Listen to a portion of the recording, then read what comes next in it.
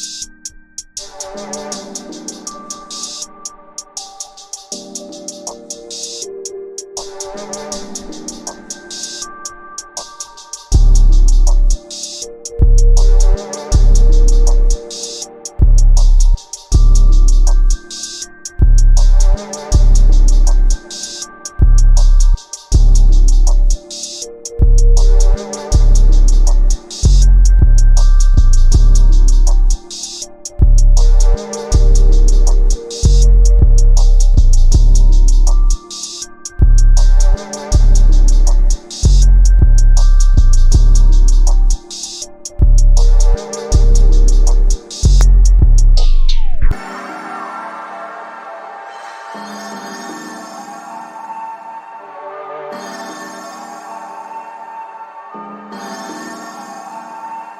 yo, Wiz.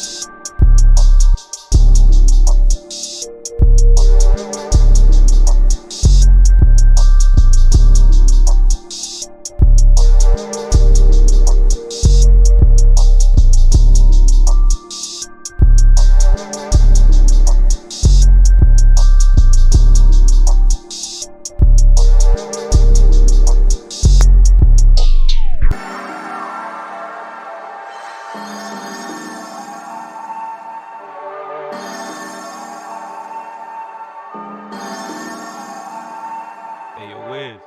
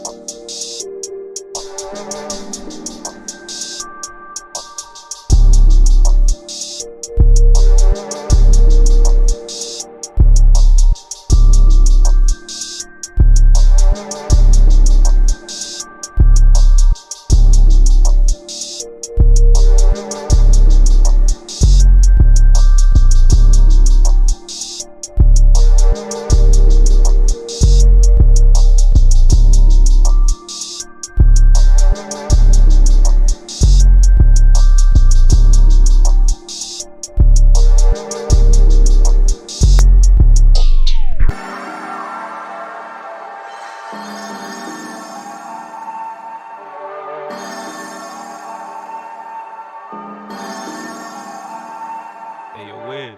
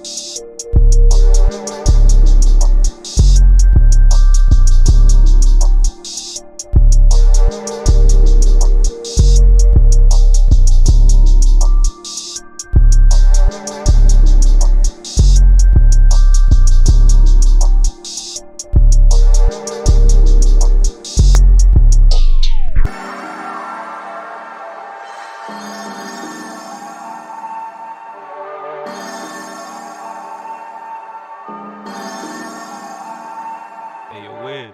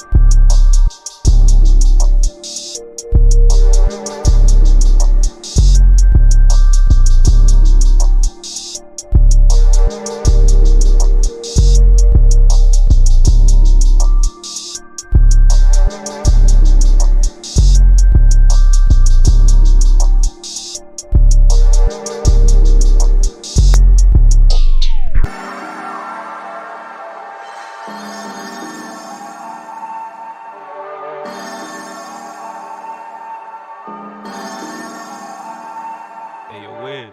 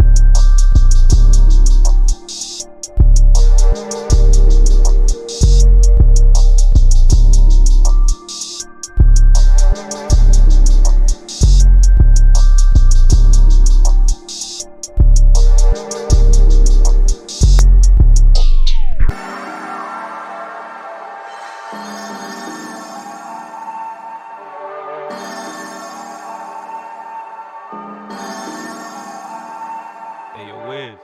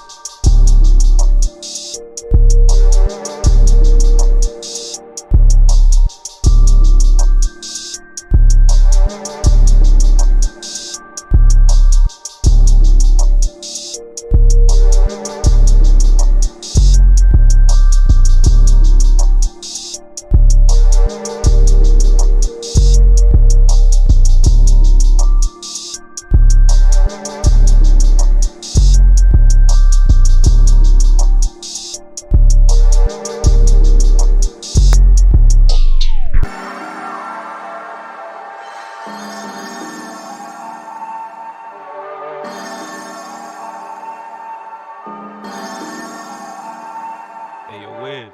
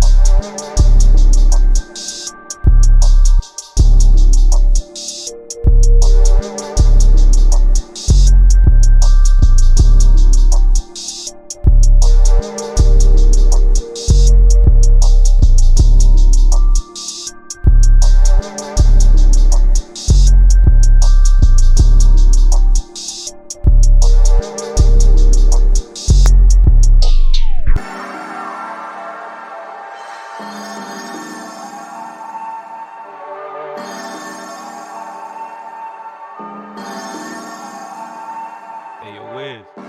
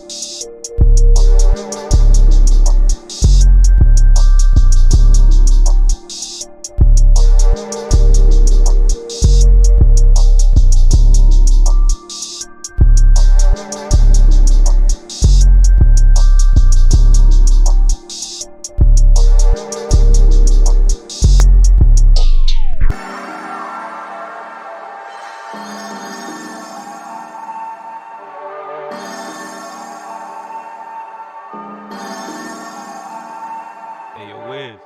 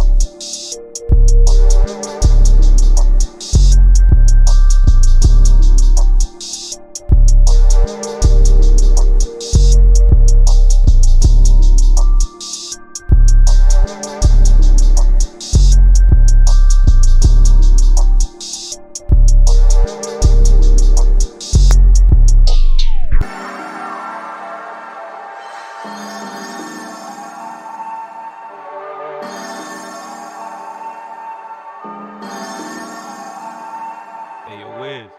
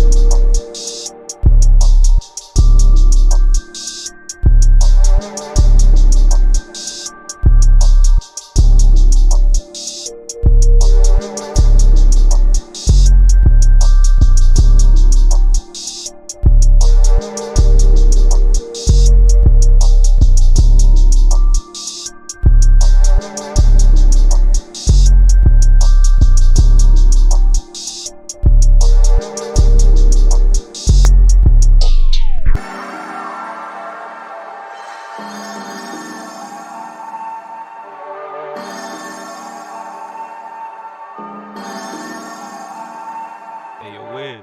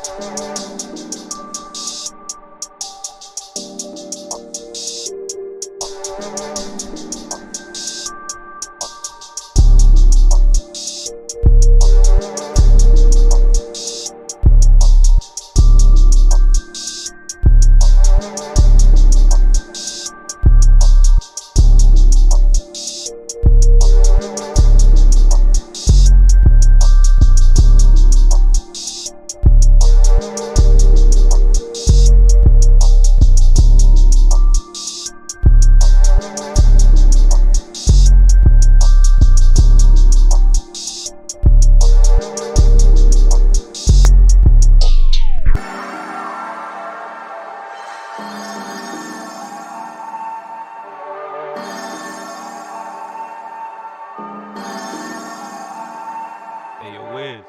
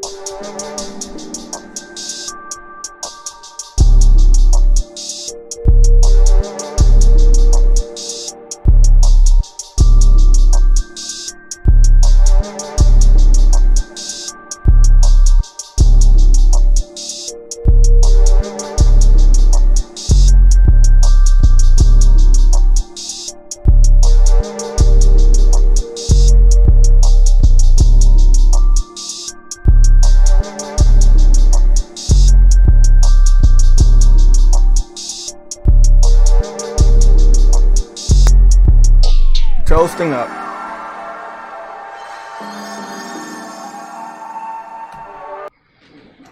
Okay, we should be good.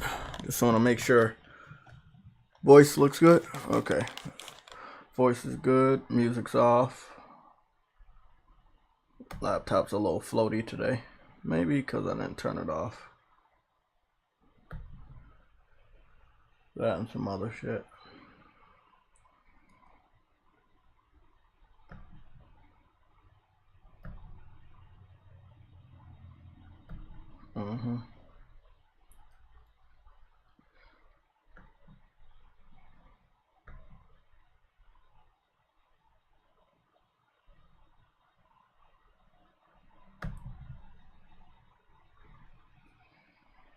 Okay.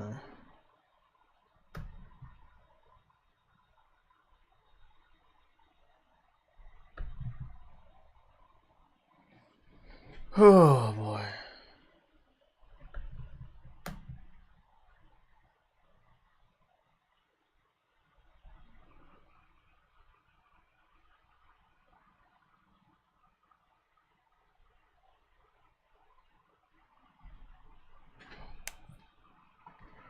One second, everybody. Laptop's a little floaty. I don't know why.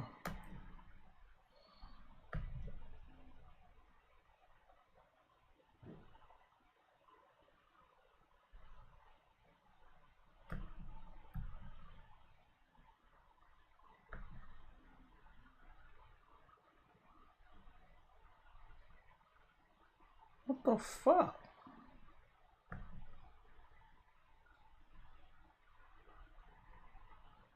Okay, shit, that shit's laptop lagging like shit.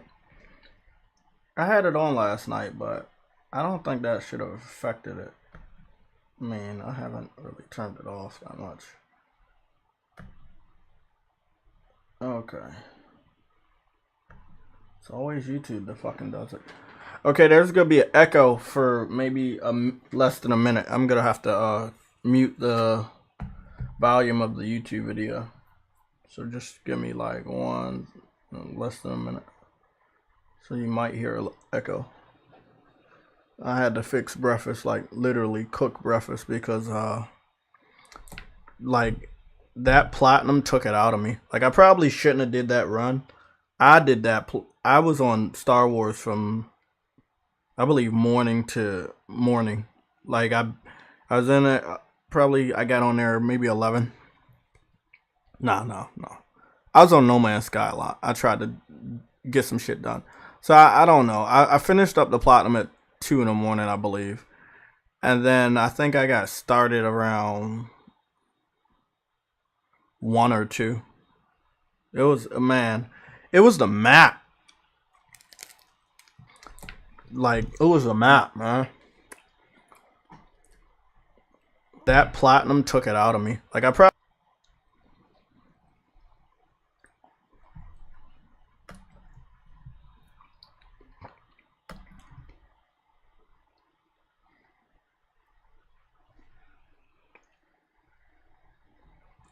Okay. Everything seems cool. Yeah, so let me talk to you guys about this. Like when you play video games enough, you learn this type of stuff. And it took me probably almost yesterday, the day that I got the platinum for Star Wars Fallen Order, to notice the reason why they made the map like that is because they couldn't load it all in. And no, it wasn't the hardware. It was just that they didn't know how to have a game that wasn't open world. They didn't have a budget to make the game open world on multiple planets, which would have been fucking crazy. So in order to go to multiple planets and not have it open world and stress out the fucking either the game console or their fucking intelligence, they were like, okay, we're gonna have these different worlds and they're gonna be like just different maps, but they're gonna be pretty big. We're gonna go from the surface all the way down to the underworld of, I believe, all maps, right? Some of the maps have 3 floors, and it's like these hologram maps that they have from the Star Wars series don't help at all. And the fact that when you finish something in a map, you don't, or when you discover an area in a map, you don't know how much you've discovered. They don't track the percentage in the map. It's like that you don't know the area you haven't went to. You have to go to that area, and if you don't know where that area is, well, the only thing I could do yesterday, without basically rage quitting the platinum, was to get some help from YouTube to find out where these areas were. They weren't really areas so much as pockets. They were like little pocket hiding places that had an echo or a memory that I needed to recover in order to get 100% on the map. And then there was like there were 2 trophies that eluded me also that were, again, I had to look at YouTube to find out.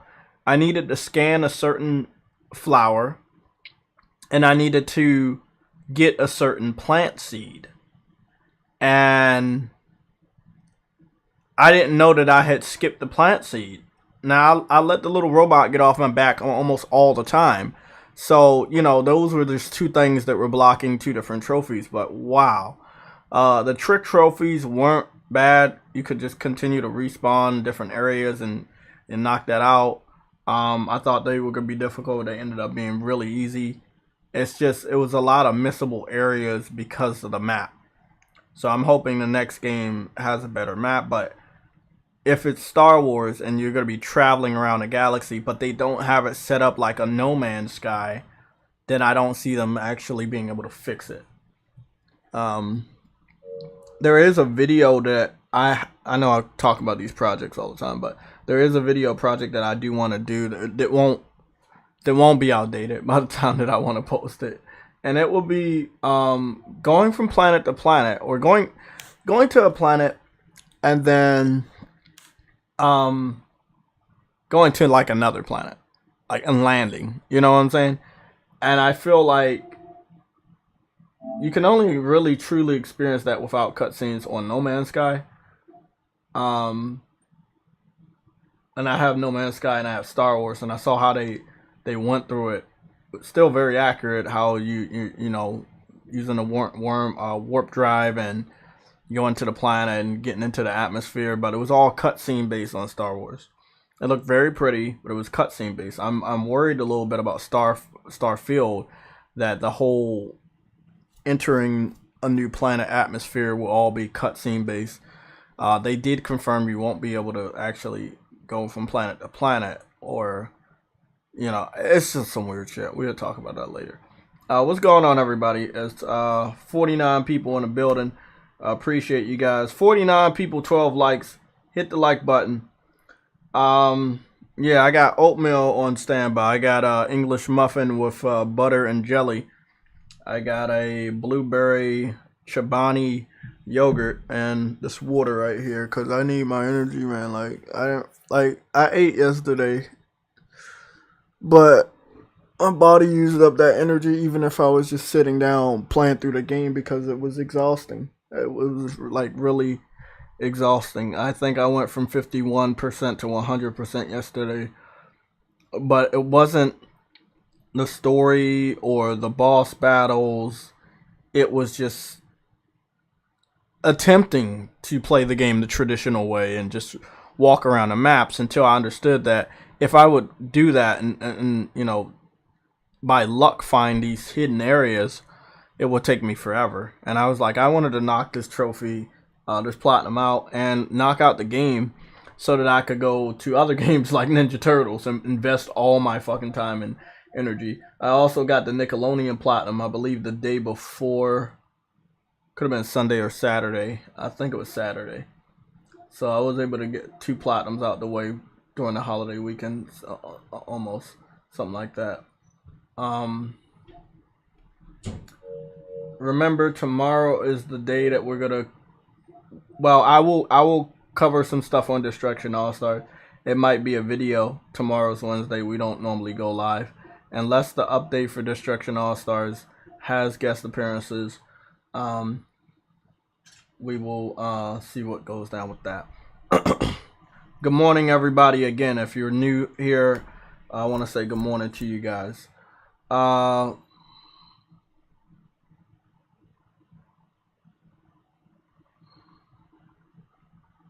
I am thinking about replaying God of War Ragnarok. That's something that God of War 2018. I am thinking about replaying it. I was in the middle of replaying it, so yeah.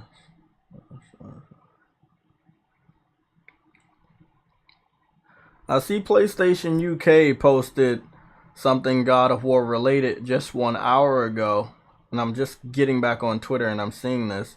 It says still gives me chills. It's the scene where Kratos enters the house after Atreus is taken to recover his blades of Olympus, or the blades of chaos. And it did give you chills, especially if you've been through all the older God of Wars, all the portables like myself. That was just, we know they were there. We knew he didn't give them up, but it's like he's going back into that mode. And it was like, because the axe was so tame. I believe the frost axe was a great weapon. Kind of like a sword type weapon. You get to see Kratos combos on the ground and shit, freezing enemies and retrieving the axe, kind of like Thor's hammer, and it was really dope. But it's nothing like those blades of chaos with the fire attribute. It just was nothing like it.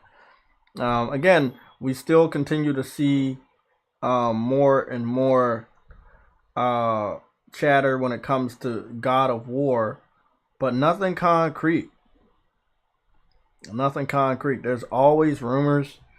We will talk about some of the rumors right now. We eat a little bit more of this English muffin.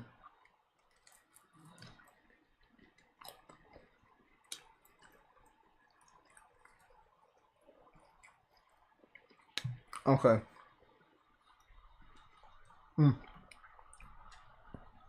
So,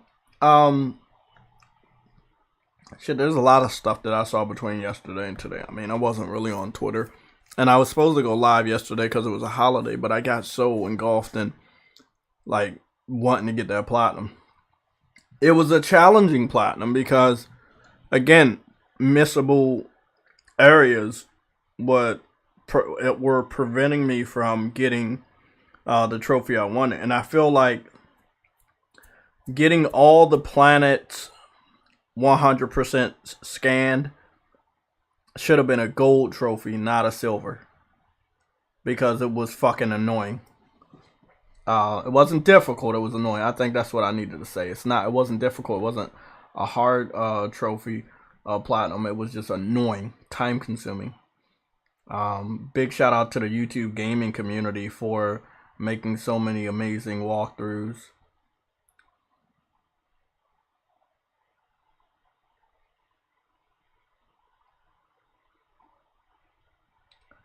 I love it.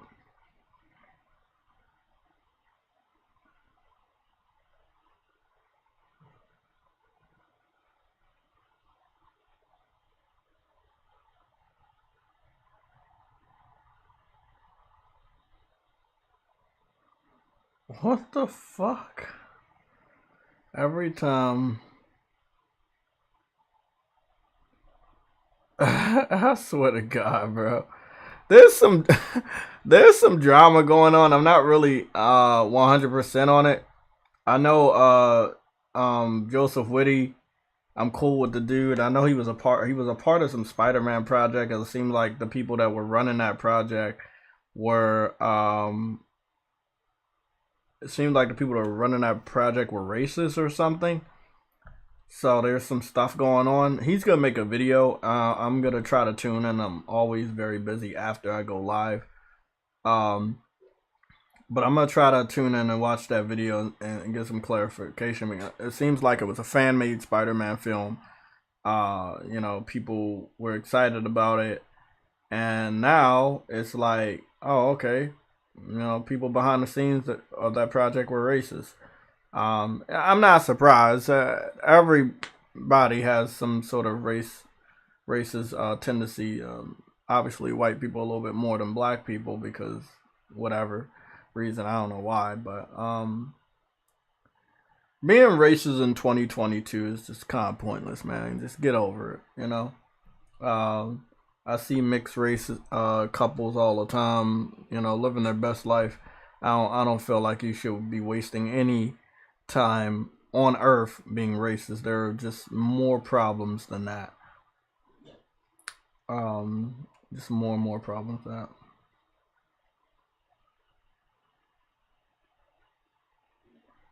So I did want to also confirm we're gonna go get some Digital Foundry video up on screen, but these are things I'm letting you know right now. What I've seen, what I've heard.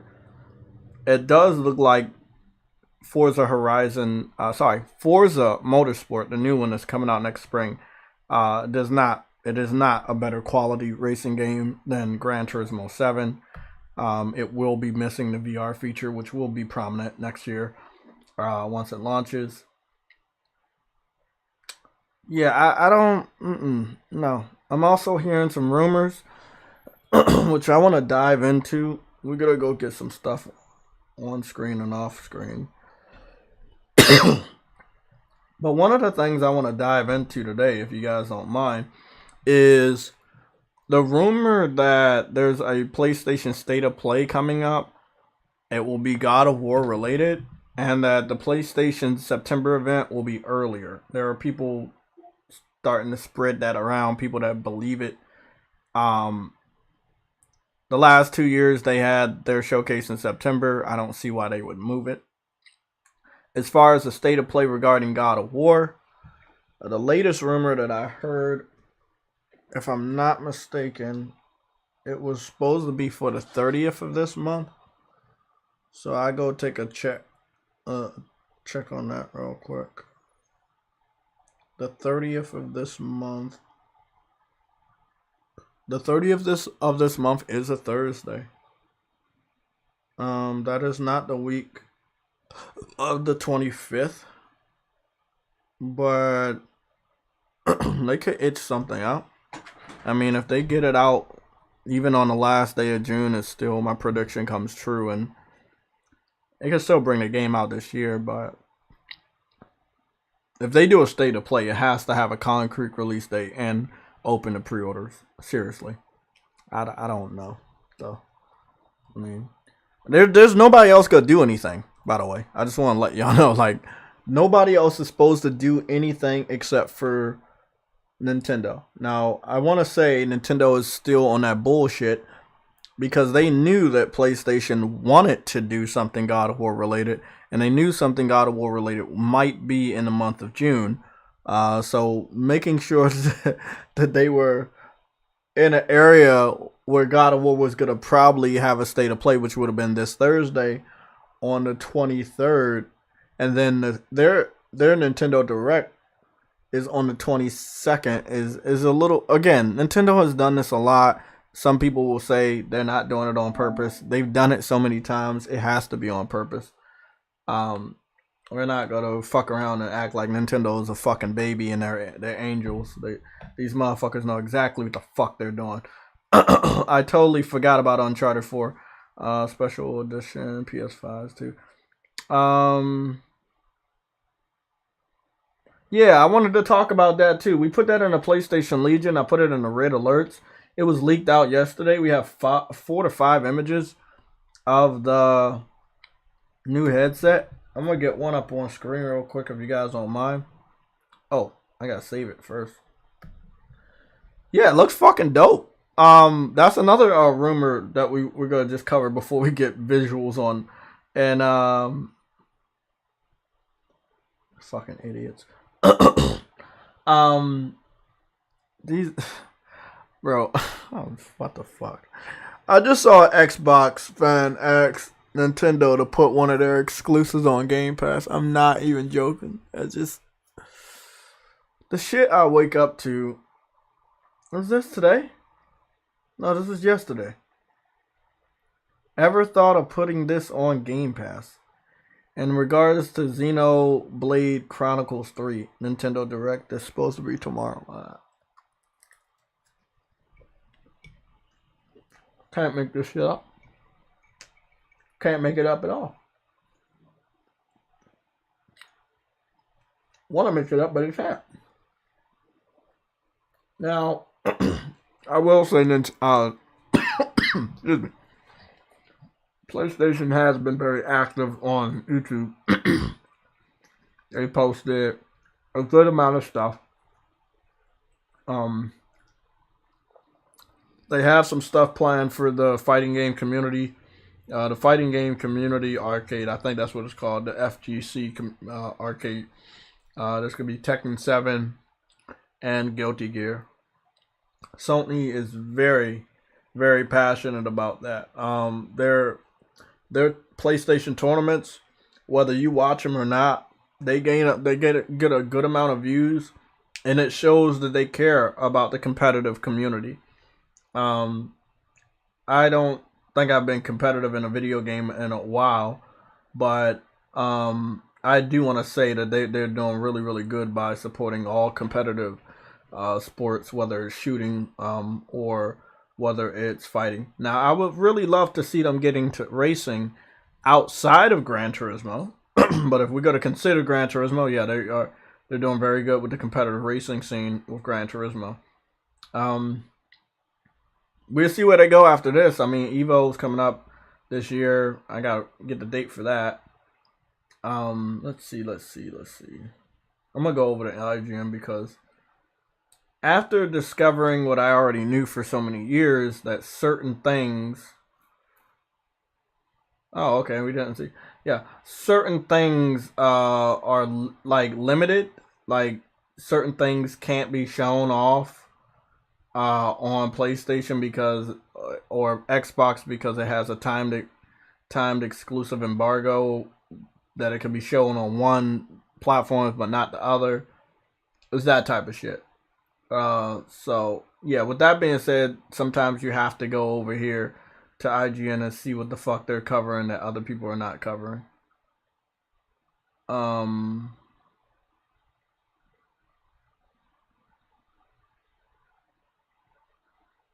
Yeah, I don't want to see that.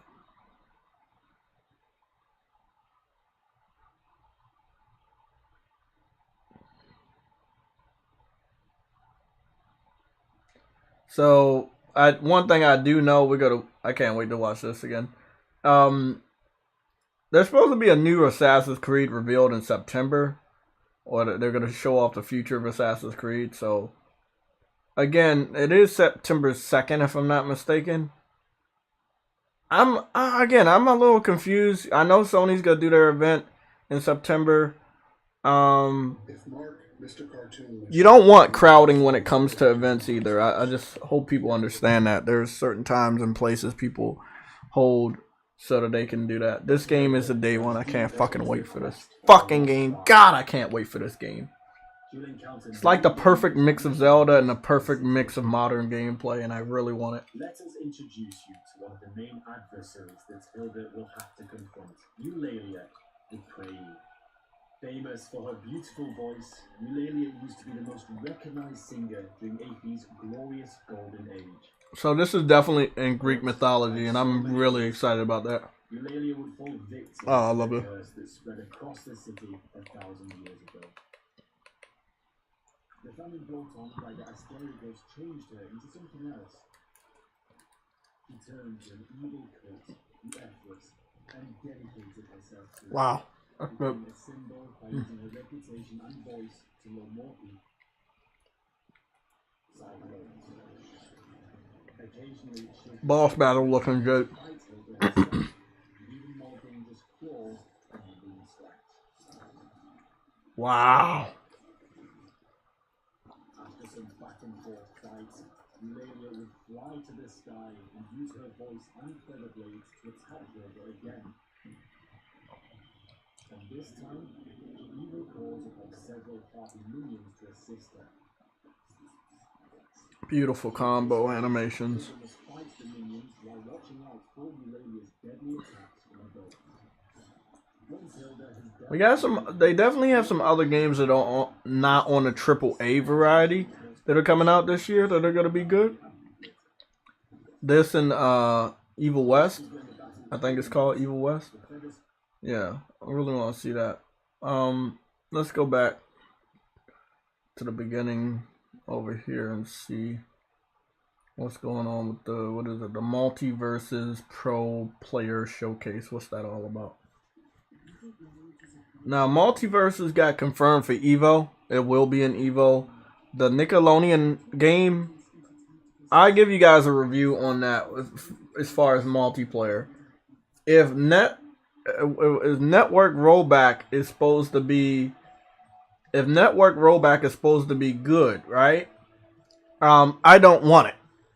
If you know, I've used it in other games, PlayStation All Stars and many others, and I've either had Wi-Fi set up or Ethernet. I've hooked up Ethernet multiple times with the Nickelodeon All Stars game, just to make sure that it's not me glitching. And obviously, my Wi-Fi is perfect. Also, I don't like what I was experiencing. Motherfuckers were jumping all over the place. They were glitching all the fucking time, and I confronted 2 to 3 of them. I was like, bro, you know you're glitching, right? Like, one of them replied and like, it's just a game. Blah, blah. I was like, okay, well, then dude, you're trying to do a lag switch or whatever, bro. Now, I beat some really, really spammy, glitchy motherfuckers, and I continue to beat them because I would do rematches just to piss them off and let them know that I know what they're doing and what you're doing's not gonna work. I had to fight 50 matches in order to get a gold trophy for that game to get the platinum, so I put in my work. Their network rollback sucks. Like, when a developer says they're gonna add it, you expect the online to not have that many problems. I don't think I've ever had a flawless match online with the Nickelodeon game. It was fun, but not flawless. It was always connection problems. You know, not enough to like kick us out of a game. People did rage quit, but you know, they were always glitchy. You know, to one point I was glitching. I was floating across the map without moving my feet. So, I'm gonna need them to fix that shit. So I'm guessing that the Multiverses Pro Player Showcase, which I did not see on the board today, is gonna show off professional fighting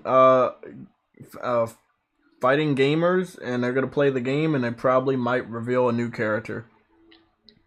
Now, the really cool thing about the Multiverses is that it's in the WB universe, and WB has a lot of rights. Cartoon Network, Nickelodeon, Cartoon Network, Looney Tunes, you know, DC Comics, you know, Game of Thrones, Rick and Morty, everything that relates to Cartoon Network, WB owns. Tom and Jerry, you know, so it's gonna be a little crazy when it comes to WB and who they can add. As you see Tom and Jerry right there with Bugs Bunny, and then you see Batman and Shaggy from Scooby-Doo. They have not confirmed Scooby-Doo or shown off Scooby-Doo, but I wouldn't be surprised if he makes an appearance. It's going to be a free-to-play game, so there's no harm, no foul. When it comes to this one, you just play it, and if you don't want to play it anymore, don't play it anymore. I'm changing the wallpaper to the PlayStation Pro headset, the new one.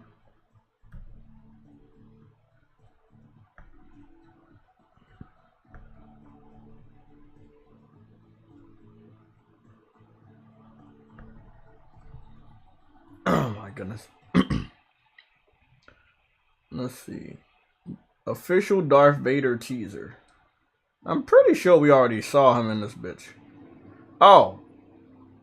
I don't know if anybody beaten Star Wars Fallen Order, but when I saw this motherfucker at the end, like he was like Sephiroth at the end. I didn't really have to seriously fight him, but wow, he was like Sephiroth at the end. Like that motherfucker was very intimidating. Like I know of Darth Vader.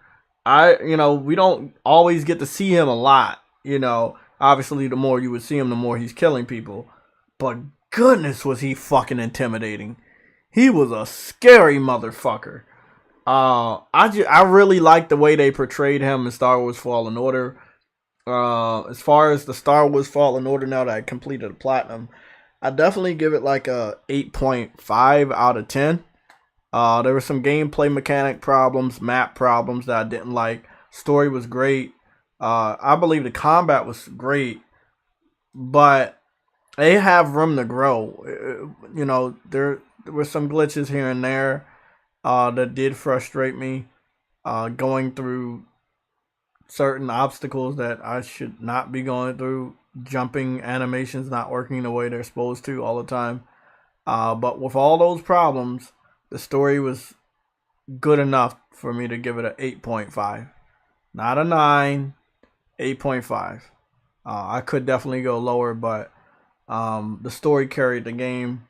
Puzzles weren't that bad, but they were, again, it was some annoyances in the game, but nothing that stopped me from playing it.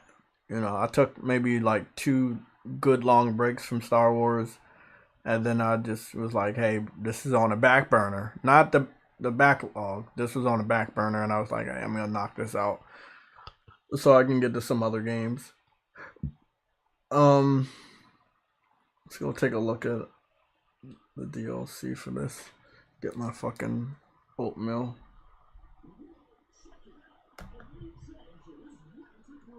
A new challenger. Team 3.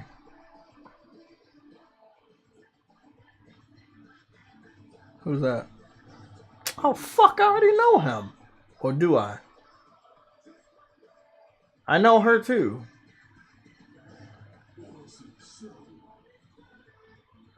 I'm really confused. Is this the DLC for their outfits or is this DLC for their carriers?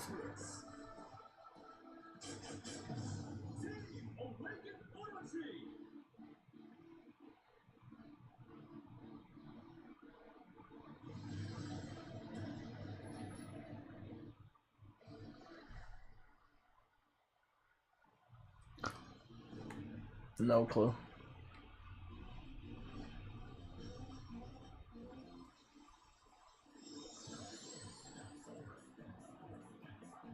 $64 characters. That's good.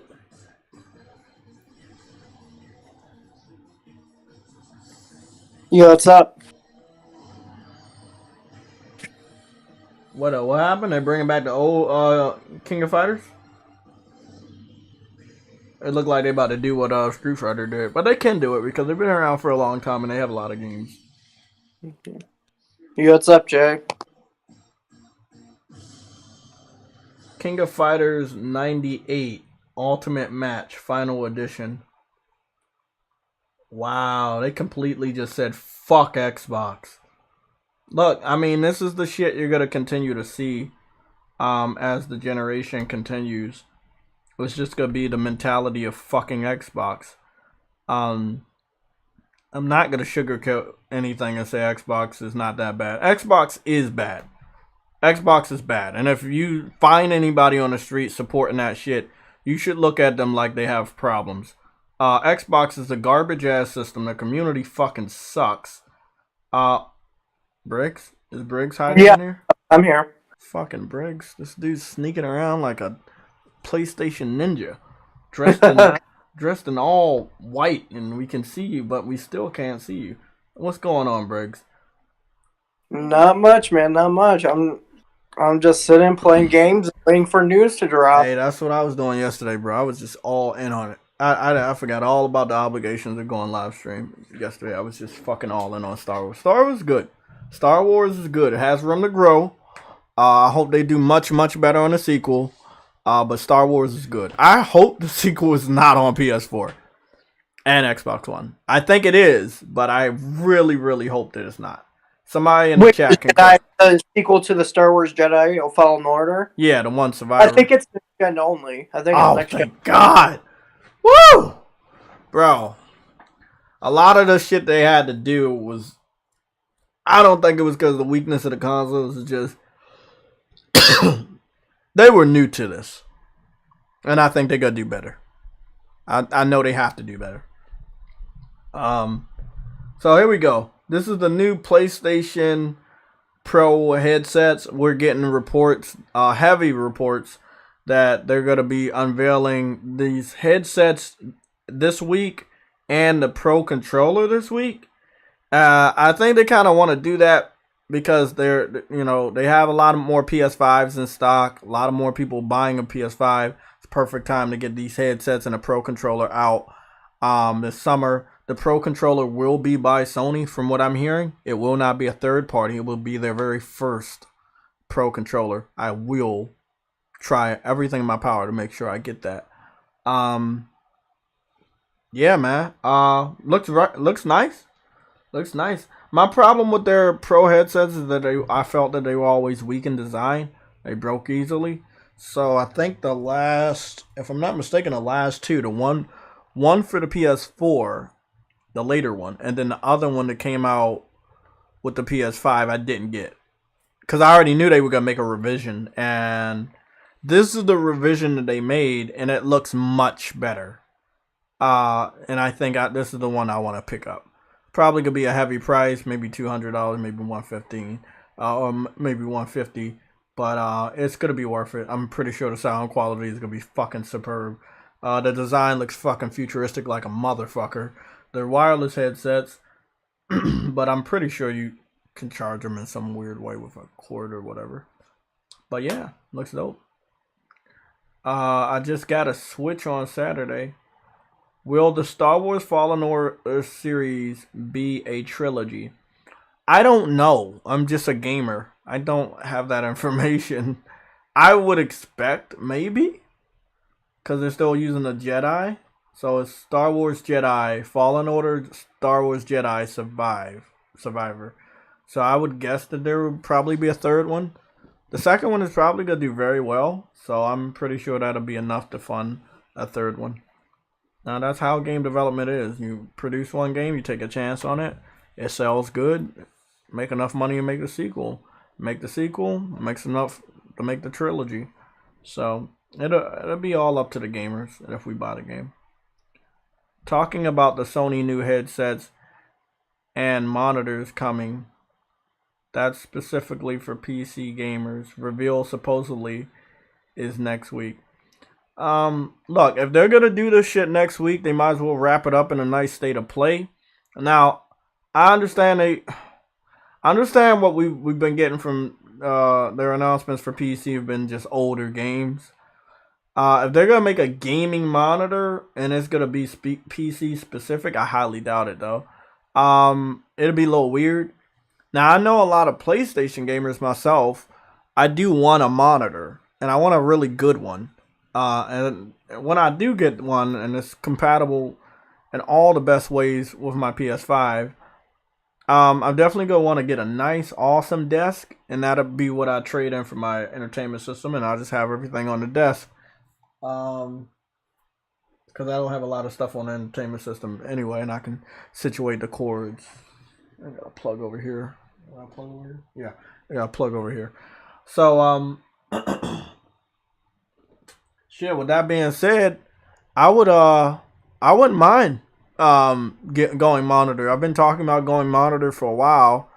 I don't know a lot of the monitor manufacturers. I've talked to Yella about some, and there was one we were really interested in. It was dope from Samsung. Then it came out, it wasn't good. So when you go outside the realm of console gaming, like building a PC, it's a lot of risk and reward type of situation.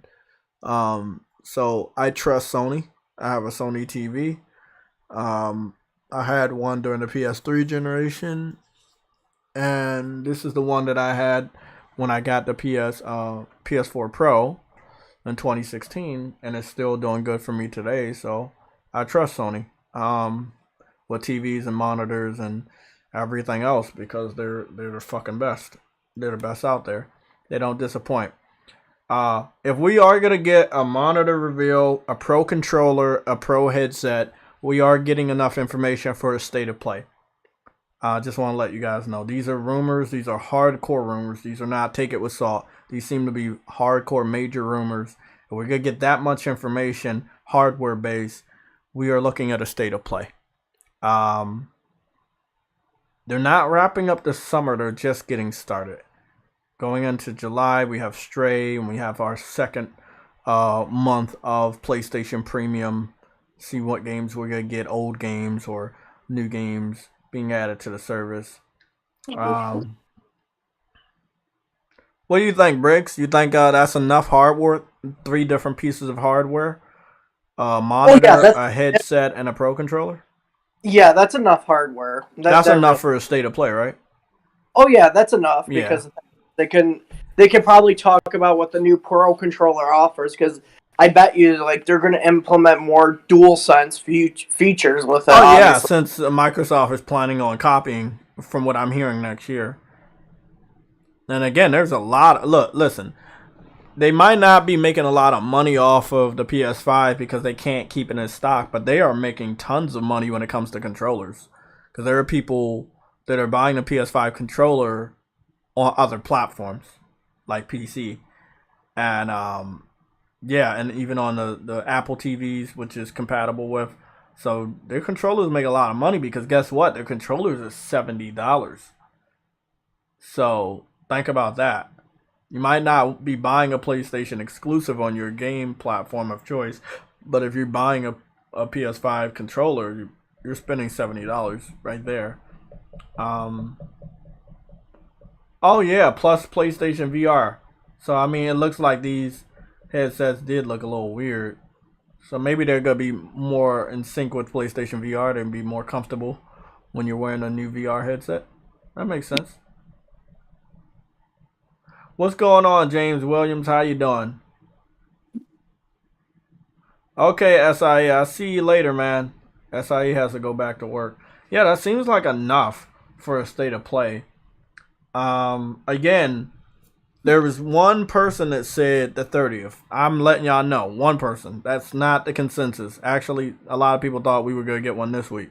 With Nintendo having their Nintendo Direct tomorrow, and it's already Tuesday, I don't see Sony announcing a state of play, but anything could happen. Anything always happens. So we'll keep it locked. With that being said, let's go and check out the live stream. Again, I appreciate everybody that's here, the 71 people that are watching. I appreciate you. Hit the like button. I don't really feel like typing a notification to remind you, so I'm just going to remind you. Hit the like button. It helps the channel grow, where we can see an average of 72 people because we're reaching that many people. So, again, big shout out to you and everybody that's liking the video and subscribing to the channel. I've been seeing the progress, and I can only be grateful to you guys. Let's get the image on for...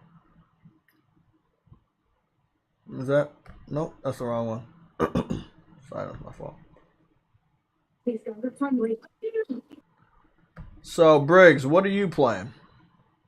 Oh, I've been I played Jack 1. I platinum that. Now I'm getting through Horizon Forbidden West on the ultra hard difficulty, which I already did. Then I'm getting all the legendary gear, and then I'll be done with this game. I got all the trophies then. Damn. Yep, so that's what I've been doing. Then I'm going to play The Quarry afterwards because I picked up that game. Shit, I gotta go look. I gotta go see what my my next couple games are. I know Ninja Turtle is right there. I think I might have to play that by myself. I'm gonna check with Yella and see if we can sync up a good schedule. Him and Verge. We'll see what's going on. I might play that in the next roughly 18-19 minutes. I might get started on playing a little bit of Ninja Turtles. I want to see what the second level is like.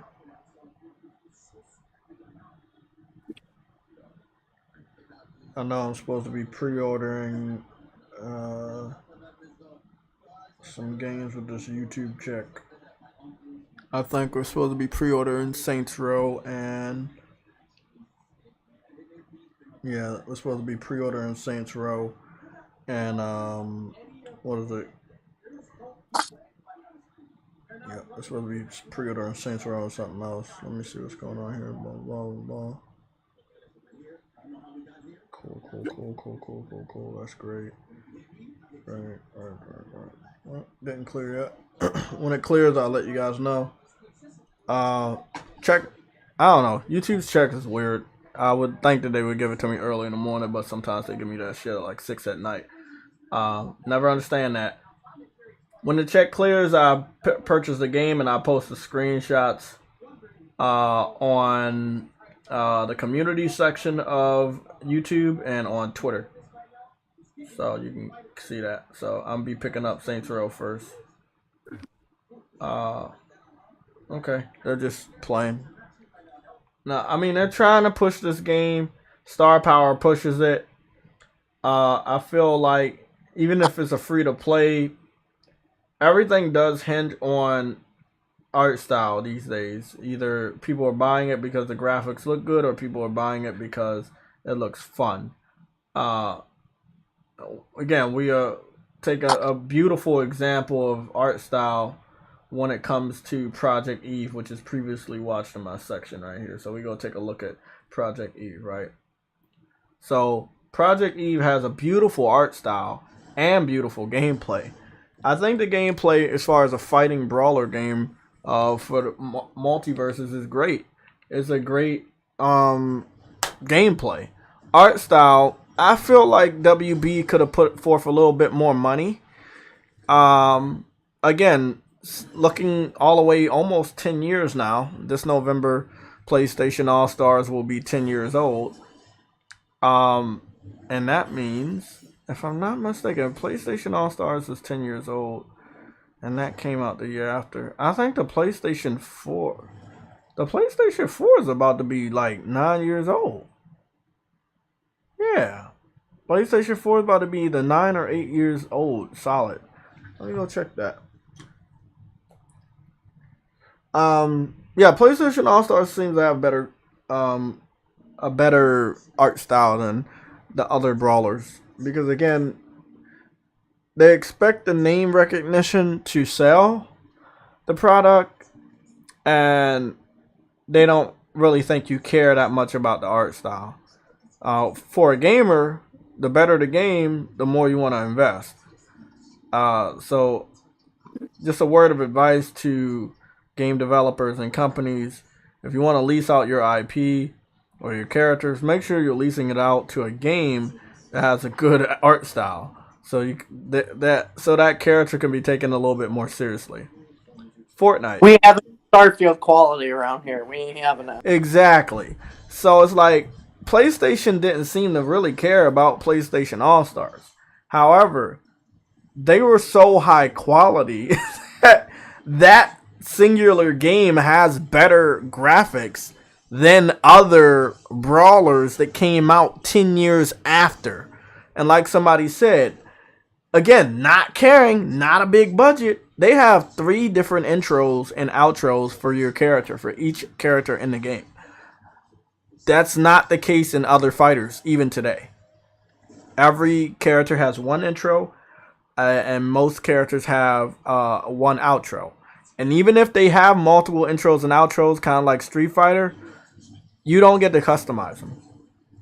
PlayStation All-Stars allow you to customize that, outfits and colors, and no additional cost. So, that's just an example of PlayStation not putting forth a lot of effort, but still being better than the rest years going into the future.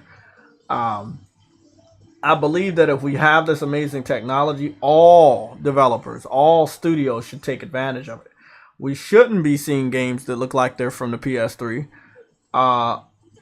And there shouldn't be any excuses about what you can't do and why you can't do it. This generation just got started about 2+ years ago. I don't expect any fucking excuses. If you can't have a next-gen game, don't announce that it's on PS5. Just announce it's a PS4 version. Kind of like what we just saw from SNK when it came to their remastered King of Fighters game. King of Fighters 98. This game just looks fucking awesome. I did just notice him pop in for the first time. I watched this trailer about 8 times. I just noticed that. Normally, like, your eyes are focusing on the character models. That's why they make them look so good. But sometimes it's nice to look at the background. You might see some inconsistencies. I've saw that a lot when it came to The Last of Us.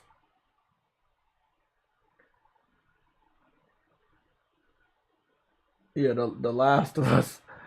The character models look great.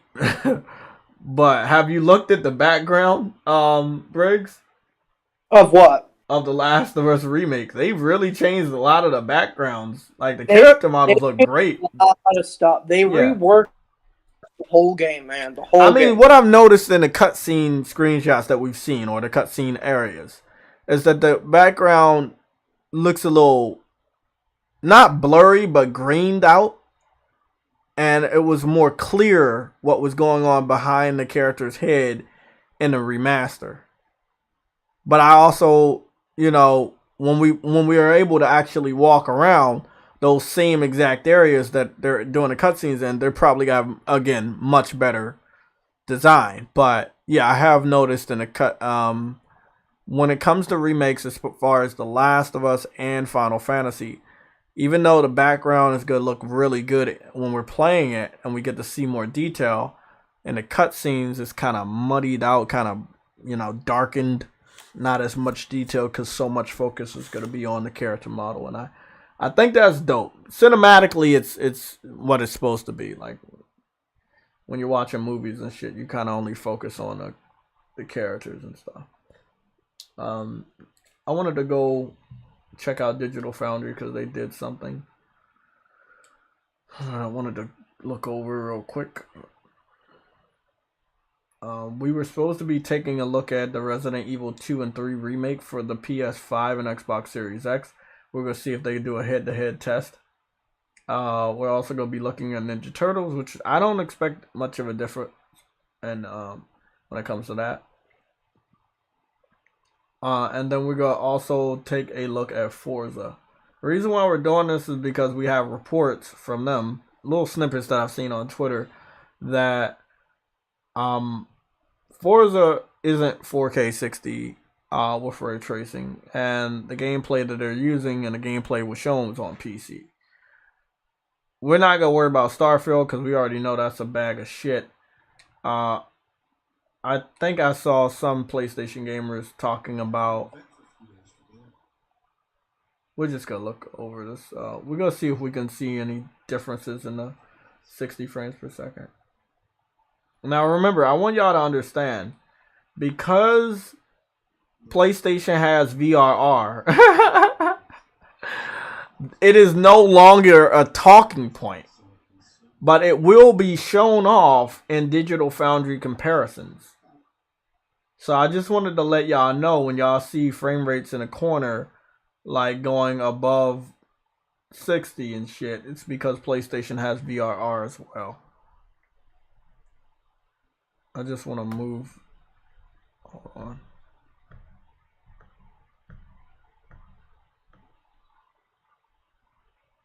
So I'll move my face down here so we can see what system. I don't know if they're gonna do a comparison PlayStation versus Xbox. Now, I mean they do a comparison, but I wanted to see a head-to-head. They don't seem to do that.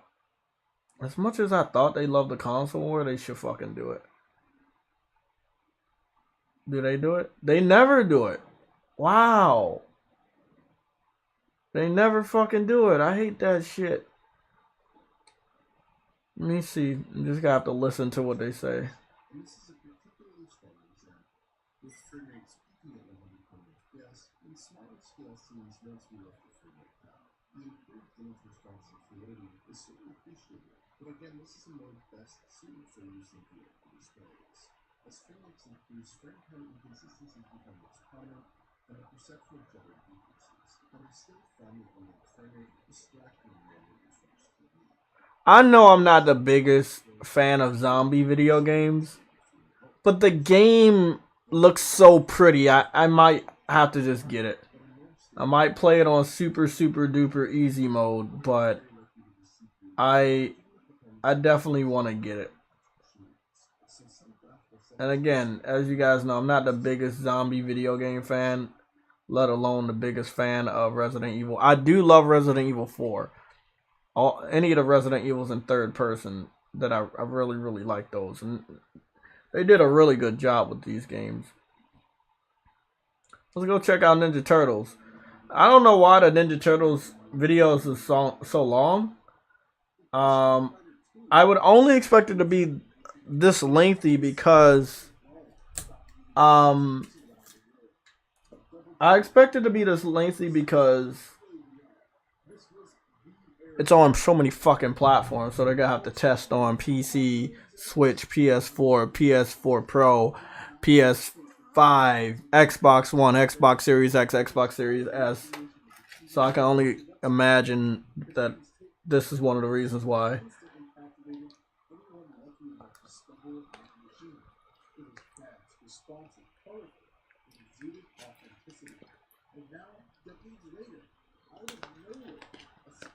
Successor and arguably the best game in the series is arrived with Teenage Mutant Ninja Turtles Shredder's Revenge. Yes, this rebirth. I know that if they make a good... Oh, fuck, that's right. We gotta go to GameIndustry.biz. I know that if they make a good amount of money on this game, they're gonna definitely get these people to do some more retro games. I'm all for it. I'm not even joking. Like, I would buy anything that they fucking make that's retro. It just looks so fucking beautiful.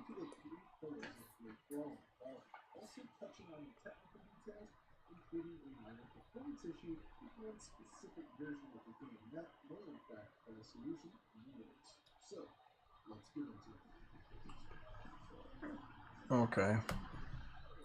Let me head over here to GameIndustry.biz. I have one statistic. It came from a biased journalist, and I don't really want to tell you that because I don't trust those motherfuckers. But I think they say about 12% of the people on Xbox actually beat the game. Now this game is available on Game Pass for Xbox, so all you need is the Game Pass subscription, and you can download and play it for free through the subscription at no additional cost. I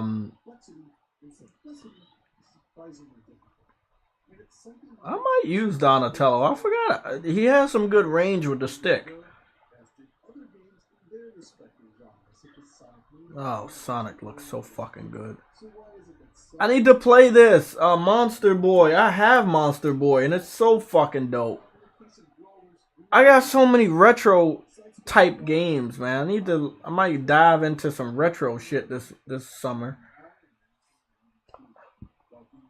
Okay, he's going through a whole fucking history lesson. That's why this shit's fucking so long.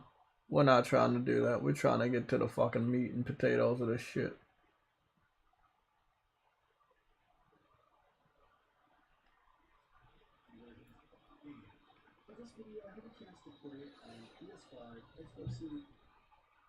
Fuck.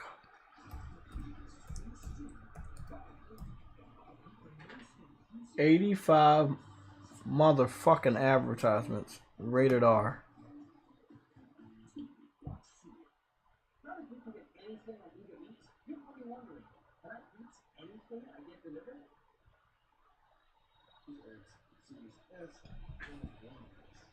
And it was basically perfect on all of them.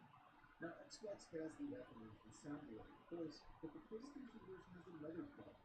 When using the surround sound output option, the game plays its audio from the separate channel of volume. You can fix this by switching the AVR to stereo mode, of course, but that's kind of a hassle. Thankfully, the developer is aware of this problem, and the fix should arrive in the upcoming patching kit. A patch that should hopefully be included. This game looks fucking good. I gotta get back on it. I think that's the only good thing about Switch is that they're not getting like every game, but the portability of being able to play the shit whenever the fuck you want is really good. Of course the Switch was gonna have some problems. Even with an old game like this, they can't even fucking handle. Oh my god. That's such a fucking shitty system, man. Goodness. I mean, yeah, most of the time it's still 60, but come the fuck on, man.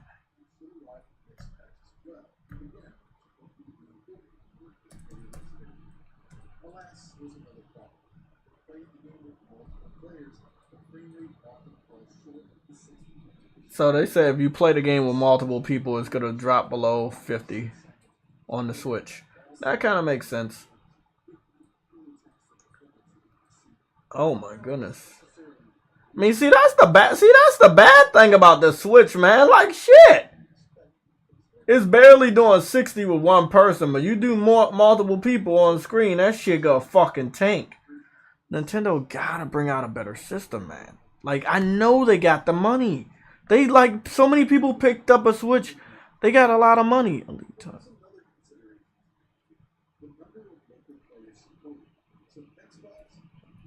Okay, it looked like Bungie won $13.5 million in a lawsuit because somebody copied their fucking design.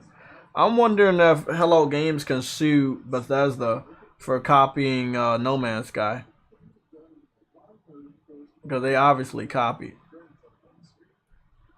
Okay, we're going to the UK sales chart. This should be really, really fun. I'm going to get the link to you guys right fucking now. And I do need to eat my fucking oatmeal. I need all the fucking energy I can get. I was so drained yesterday. So fucking drained. Okay, here you guys go. We're gonna go cover this information real quick. I'm gonna pin it too because I don't have a notification reminding you guys to hit the like button. So we're gonna have this one pinned so you guys can get this information out. It's very important, by the way. So, Horizon Forbidden West has reclaimed the #1 top spot for the UK box sales chart. One of the only reasons why this is happening, like we all know, the more PS5s that are in stock, the more people are gonna buy certain games when they pick up that PS5. A lot of people migrating to the PS5 have already played Horizon Zero Dawn about 4 or 5 years ago. So they're going to want to play the new game on the PS5. Yes, the new game is available on the PS4, but they don't want to play that new game on the PS4.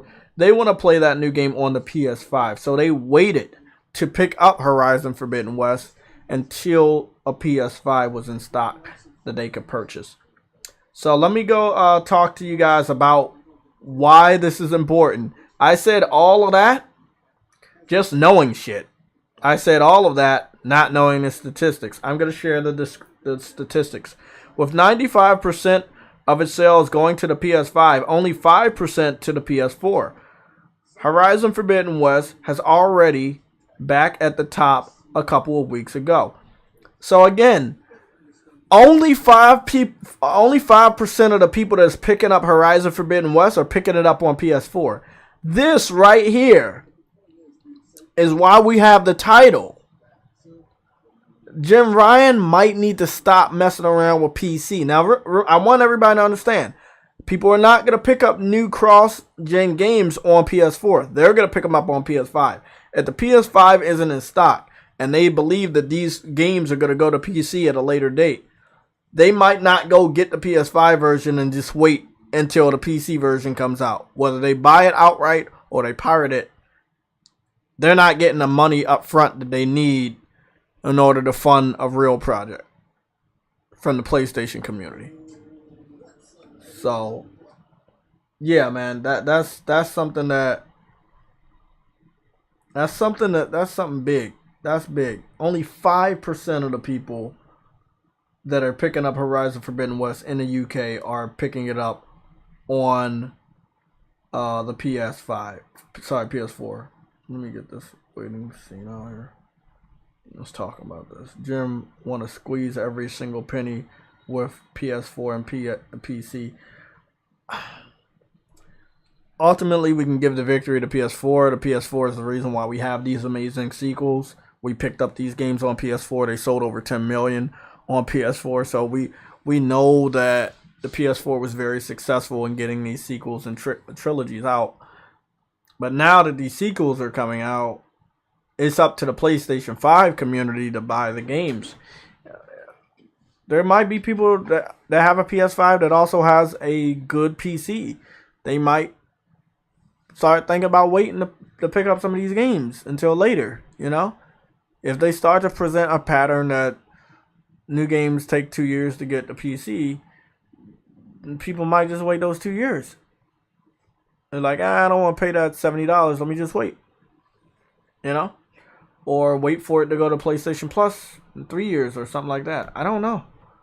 Long story short, PlayStation could be in trouble because they're looking for money and they're going to get that money, right? Like hardcore PlayStation gamers are going to give them that money day one. They're going to pre-order the game. They're going to play the game. They're going to platinum the game. We are going to do good by PlayStation. But some of the other people that used to be on our level are not on our level anymore because there's so many options PlayStation is giving you to not play on PlayStation, if you know what I mean. So that's something to worry about. So PS4, it's not that the system is dead. They still sold over 116 million consoles. It's just that people would rather play new cross-gen titles on new hardware. They already know what these games look like and play like on PS4. They want something new. So every time there's more PS5s in stock, as far as we can see in the UK, it puts these games noticeably above where they were before. Because these are the games people were waiting to pick up with a new piece of hardware. I hope that Jim Ryan understands this, looking at the sales data, and tries his hardest not to go all in on PC just yet, because it could fuck up what he's trying to do with the PS5. And it would make it pretty much a pointless piece of hardware, you know? So, yeah, some more features, a cheaper price, more hardware options, and, you know, stuff like that would be great. But the controllers, the headsets are not even exclusive to the PS5. You can use the controllers and headsets on PC. If they are making a PlayStation monitor and that monitor is compatible with PCs, that's not even exclusive for us. Not to mention some of the best games ever are multi-platform now. So, Jim Ryan has to figure out how he can make PlayStation fans feel like they didn't waste their fucking money. You know? He's a little bit too welcoming with PC. And again, if the PS5 is the place where people want to buy your new games and it's not the PS4, you continue fucking around with PC will make the people on PS5 that are buying your games not buy them as much as you want them to buy them. And shit, if you take your chances over there, these motherfuckers ain't gonna buy them for 2-3 years. Or let alone, if you have bad luck, they might pirate the game. You know? So, it is like that. I wanted to scroll down. We got Quarry information. I think Quarry just came out. From what I'm seeing right now, 63% of sales dropped. Players predominantly bought the game on PS4 PS5 at 47%, on PS4 at 29%, and on Xbox Series X and X 13%. This is the type of stuff I'm talking about all the time, is that Xbox is its own worst enemy. Sorry, the Xbox community is the Xbox's own worst enemy. The fans refuse to buy games. Even if the developer doesn't say it's on Game Pass, they still won't buy your game. I mean, that might be a reason why they're not buying your game, but if you put it on Game Pass, they weren't going to buy it anyway. It's confusing.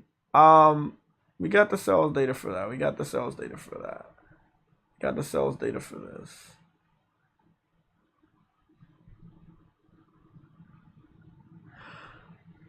I'm a little confused here.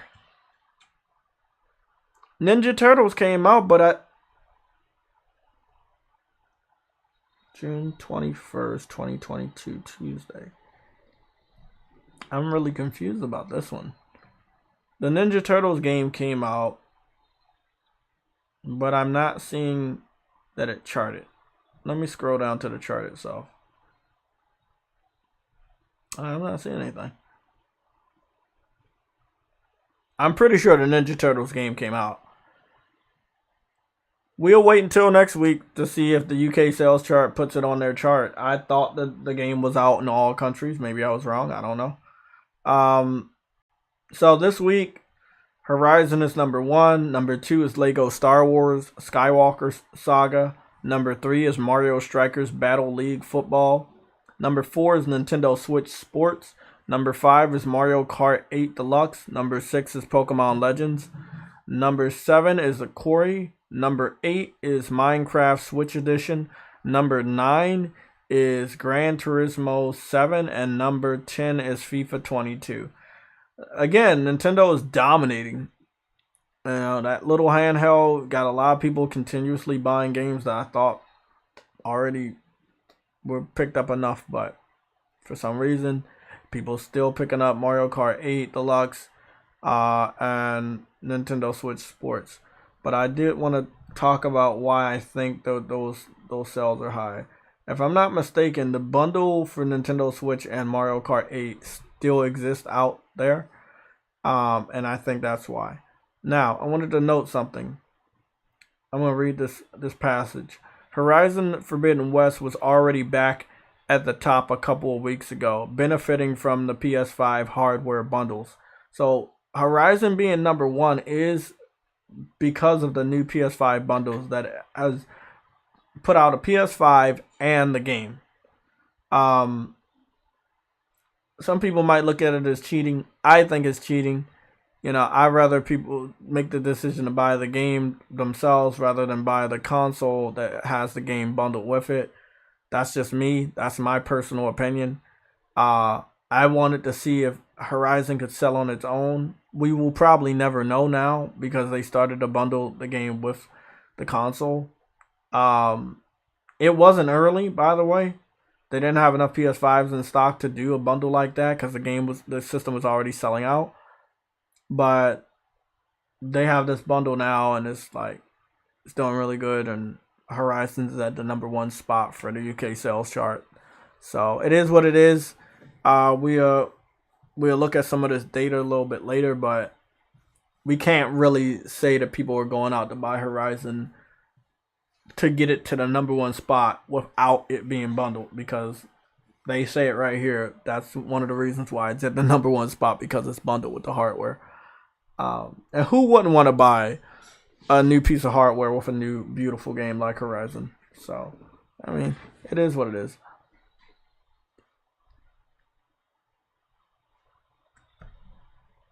Let me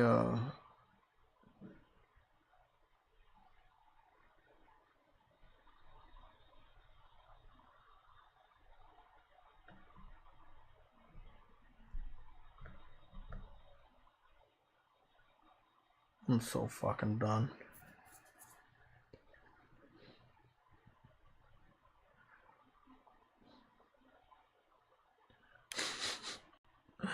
The internet is so fucking weird, bro. I swear. Like, it's just so fucking weird.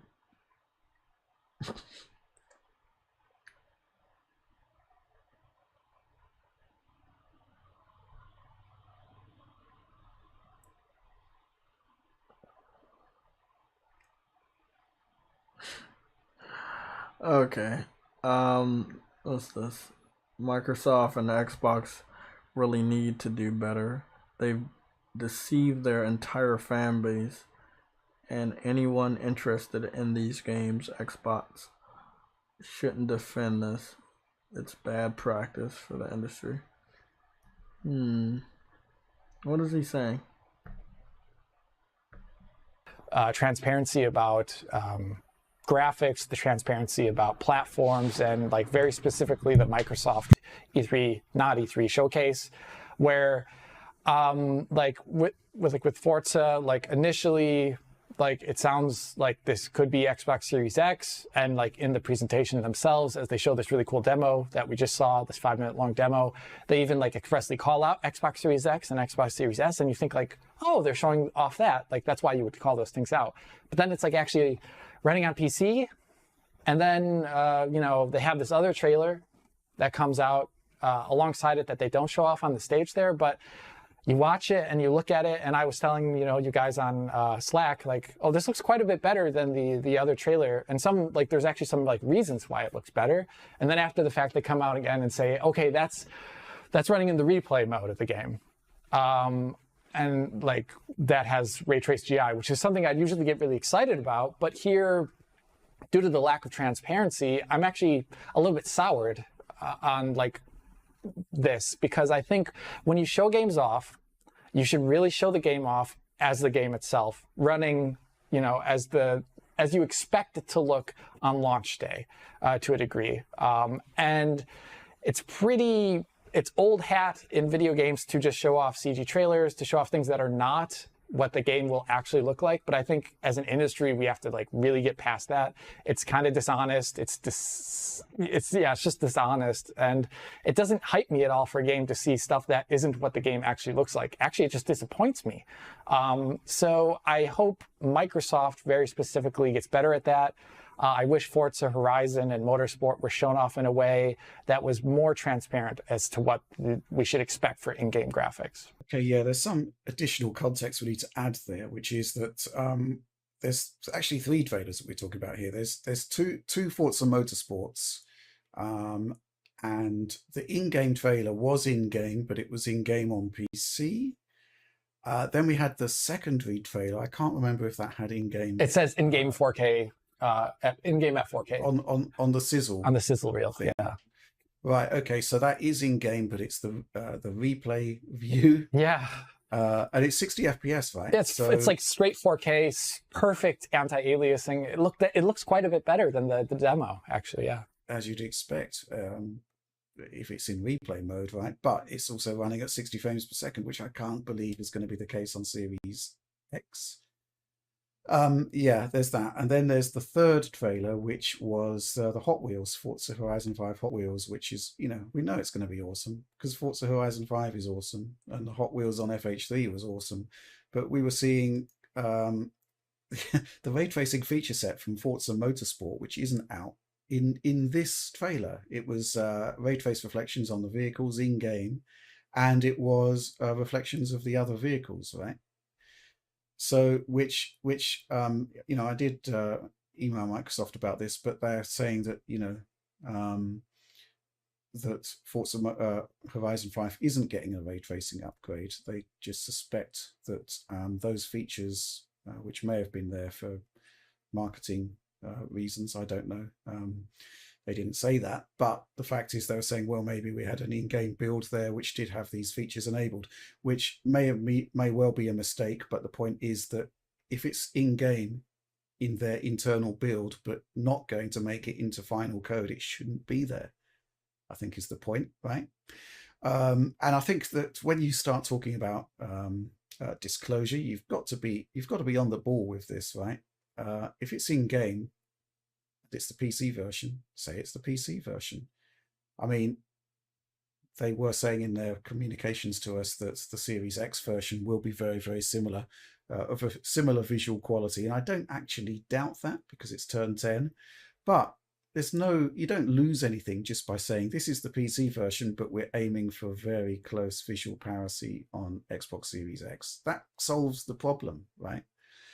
And I still think, as we've noted in previous directs, the transparency sort of model has been basically established now with Sony in State of Play. Everything captured on PS5. If it isn't, they say. If it's a cinematic, they say. That's it. That's all you need to do. Everybody's happy. So yeah. And I think, ultimately the concept of adding in features into promotional trailers that may not be in the final game is a no-no that should not be happening. But yeah, it's interesting to bring up some of these points here, particularly the fact that there wasn't a game of the show, and it should have been Starfield, I think, which raises the question of why it wasn't. And I think maybe in that case, the transparency was probably to its credit, because it was actually showing the game as it is, and the game as it is right now clearly has technical issues that do need to be resolved. If it can't hold 30 on whatever system they were running it on, that is slightly concerning. But, it is entirely in line with what we've seen from previous BGS releases, where they don't have perfect performance at launch, but fingers crossed they can actually get a consistent 30. I'm kind of curious as to why they couldn't, bearing in mind the next-gen nature of it. I mean, if you look back at Fallout, Skyrim, etc., PC versions have always significantly outperformed the consoles, even when they did have issues. I just wanted to listen to them scrolling through, and it's basically what's his name? It's two people from Digital Foundry. I don't know or like Digital Foundry enough to remember their names, and I'm horrible with names. I'm trying to get better. But even though we've been paying attention to a lot of stuff from Digital Foundry over the years on this channel, I still don't know their names, and I could care less to remember them. With that being said, the whole of Digital Foundry seems to be upset that Microsoft is lying to people when it comes to what platform a game is on, what features are on that platform, them showing off cinematics, but it's not gameplay, but claiming that the cinematics is gameplay, them showing off the PC version and trying to make it seem like it's the Xbox version when it's not. And I think that Digital Foundry was sick of it, because in their line of work, they are trying to get the information to us on which version is which, so they can do their proper analysis. If they don't know which version is which and Microsoft is lying to them, but they are educated enough to know which version is which, it would piss you off if they continue to do this bait and switch. Their gamers might be idiots, but people at Digital Foundry are not. Let me repeat that again. Their gamers might be idiots and fall for this shit all the time, but people at Digital Foundry are not. Xbox fans have been falling for this bait and switch since the Xbox 360, where Microsoft was showing off PC builds and cinematics and were continuously getting the Xbox fanboys hyped up about every single game. They continue to do it for the Xbox One, and they're doing it now with the Xbox Series X, showing off cinematics and passing them off as gameplay. Because their fan base is stupid. They don't fucking know. Like they said, they gave a big shout out to Sony for making sure they let us know which version is which when they show it off. Because again, if Sony was to do this type of shit, it would be blown out of proportion. We only have this soundbite from Digital Foundry. I'm surprised the rest of the industry isn't coming down harder on Microsoft continuously doing this fake gameplay bullshit. Like, they really need to stop, man. A lot of different websites, they have the technology to do analysis and find out which game is which, and if it has ray tracing and if it has 60. I would hope that Microsoft stops doing this. Okay, no, your fan base might be idiots, but the rest of the world isn't.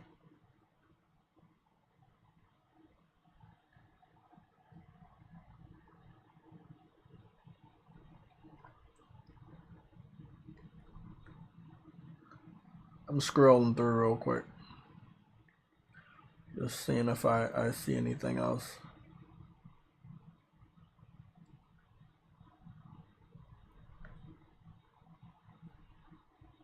I heard some stuff about that game. Let me go check that one out. I've been seeing this game on my I've been seeing this game a lot. I also want to say one more thing. I've talked about this before. I really hope that more multiplayer games are crossplay in the way that we can challenge Xbox fans to one-on-one battles, especially fighting games. For any Japanese developer that continues to think that people are going to buy games over there and continues to make games for those platforms, I hope that they open those games up to crossplay. We have a confirmation that Street Fighter 6 is going to be crossplay, but I never heard a confirmation from King of Fighters 15. So I would hope that King of Fighters 15 opens that up. It would be nice to challenge these people. Now, everything I know that both of those games are not going to Game Pass, so that's something. But yeah, man, I hope that they start to do that shit more.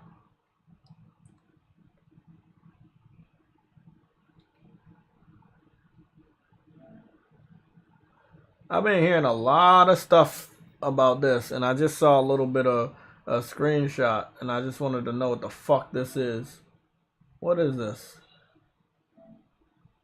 Artful Escape. What is it, like a music game or something?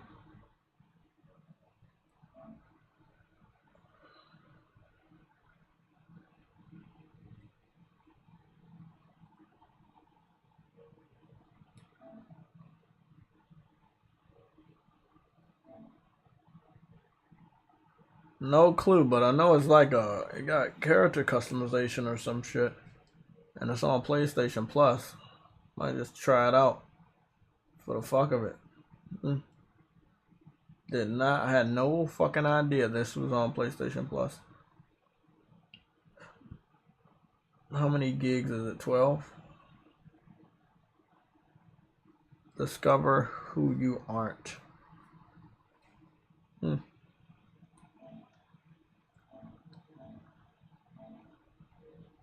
Oh, look at that. I think that at this point, every single game that's on PlayStation Plus, if you have premium, you can stream all of them. And I think that goes for PS5 titles. I just wanted to check this out real quick to see if that's true. Game catalog, game trials. Okay. I don't have Valhalla. Oh, so you do, yeah.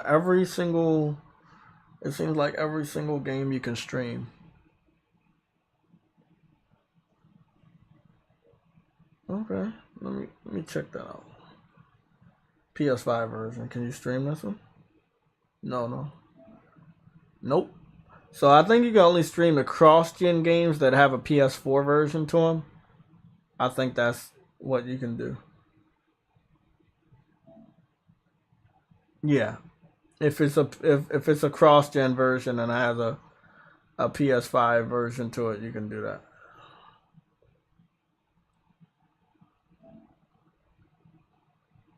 Yeah, that's what it's looking like. Interesting.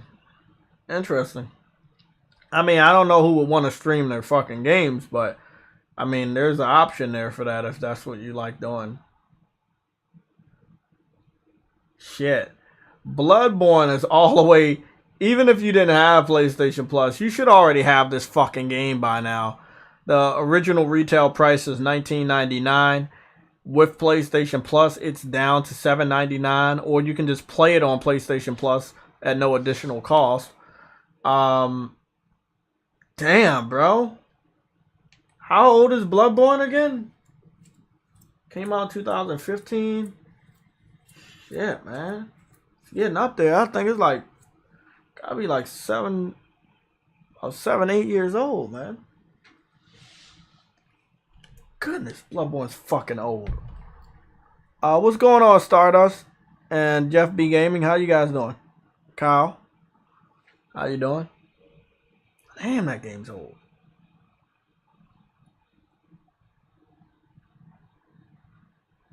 It's a couple of fun games. I think I'm gonna just get off of here. Like some games I heard people talk to me about that. Some fun games that I see on here, like the South Park games. Like I might go get the South Park games just to like break away and get a little bit of a laugh, you know. Yeah, it's PlayStation Plus is gonna be fun. As is right now, it's just I'm just looking at some games that I wouldn't play, and I would play them, and these are more so on you fucked our community over. I'm gonna play it for Plus, or I don't really fuck with you. Like I don't fuck with Ubisoft. I'm gonna play their games on PlayStation Plus, but even I'm not gonna download Valhalla because Briggs got that game, and he said that game's map was fucking just stupid big for no fucking reason. I never understood why Ubisoft loved doing that. They had enough skill to do it. I just don't think they should have done it.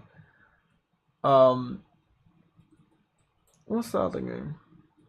Because this game went to Game Pass and we have it on Plus now. That's funny. I'm pretty sure the Slime Rancher, I think Slime Rancher 1 and 2 are on Game Pass.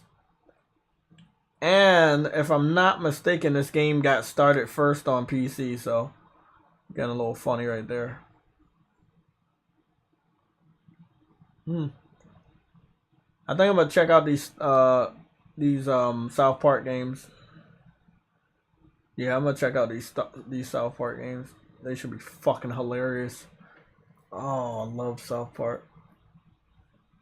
Yeah, Stick of Truth. Look at this. I think the Stick of Truth was the first one, right? Yeah, this is the first one. Let me go see.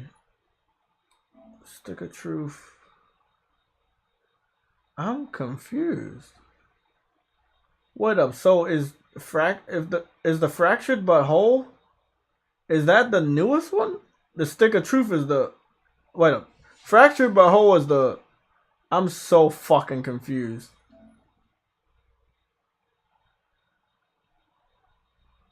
I don't even fucking know. Let me just get this one. I'm so fucking confused. I don't know which one is the newest one or not. It's coming to the UK and Europe on Thursday. We got 48 hours left. I think God of War Ragnarok is getting delayed. There's no way we don't have a release date yet or pre-orders. Aaron. Stardust. Yes, Stick of Truth is the first one. Okay. I knew it was the first one because it was smaller. Let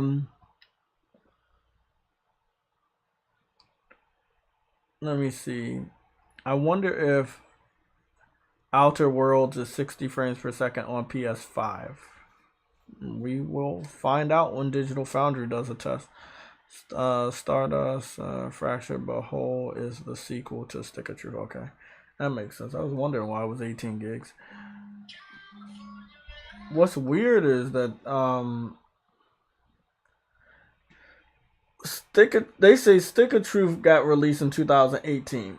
This was fucking me up. Stick of Truth got released in 2018, and they say the Fractured But Whole got released in 2017. That's what fucked me up. That's why I didn't know which one was new or old.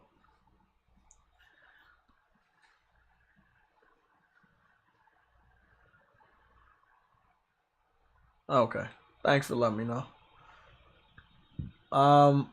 We got some other games on here too, like Dark Pictures, Little Hope. Like a lot of these, a lot of games are on here. Oh, I know that dude. That's the dude that's gonna be playing Adam Warlock. Oh shit. They really got a lot of people in these games, bro. Like, I ain't gonna lie. I'm still surprised at how many amazing actors they were able to get in these games. But I will not be playing that scary ass shit. Um Final Fantasy Final Fantasy 10. Got that on plus. 10 and 10 too. Soul Calibur. Got that on plus. I already own it though.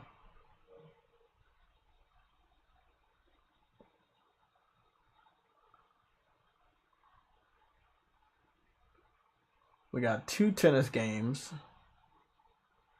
The PS4 version, the PS5 version, which they call the complete edition. Okay. Beautiful. This one's probably one of my favorite ones that I didn't get to play pretty much at all. I like that they changed the gameplay style. I love the art style for this one. I know it looks so much better on PS4, but now running on PS5 than it ever did back in the day.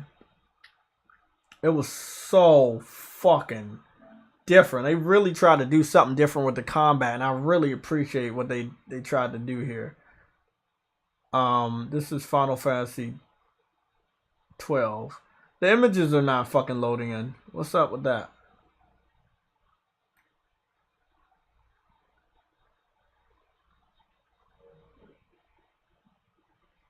Okay, the images are not loading in. That's bullshit.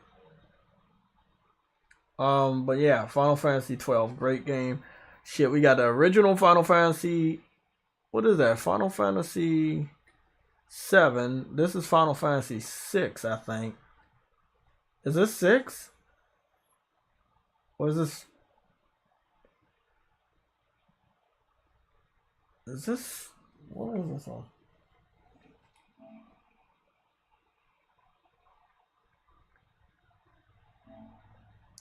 The one thing that was crazy, this was a PlayStation 1 game, I believe. But in the like when you were playing the game, like when they're walking around, they look like shit, right? Like out in the map, it looked like shit. But as soon as you got into a fucking battle, like when you got into a battle, the characters look like this, and this was real close to PS2 quality of graphics, and it was just like, what the fuck, you know? They did really good on the graphics for this one, man. They showed their ass on this one. Yeah, here's another fight scene. Look how good the graphics look for a PlayStation 1 title. It was just on some other shit, man. I'm happy we got access to so many of these fucking games. Like, I never know when I'm gonna want to play them. Fuck, they got Absolver. Man, I talk to you guys all the time about Absolver. This is the game before Sifu. Really good game. Obviously, you had weapons, but you also had a lot of combat. So it's like the game before Sifu, and we have that on PlayStation Plus. That's something that I didn't see. Zombie Army, Dead War 4. I didn't see that one before. That's on PlayStation Plus. They gave it away before, but I didn't see it. This is also a new edition. This was never on PlayStation Plus. And they have it here right here on PlayStation Plus. So really good shit. I have some really fucking awesome games here. Indivisible? Wait up. They got Indivisible? Man, I picked up some of these games on sale. And I'm like, man, should I have just waited? This is a really good game right here. It's on PlayStation Plus. Check it out. Wow, what the fuck, man?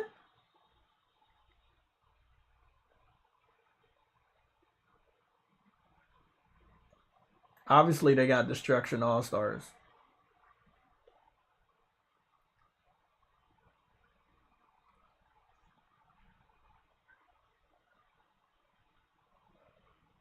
So I think tomorrow, they said the 22nd. So tomorrow is when the PlayStation, Destruction All Stars has a new season. I don't know what they're going to do with the new season, but they're going to do something with the new season.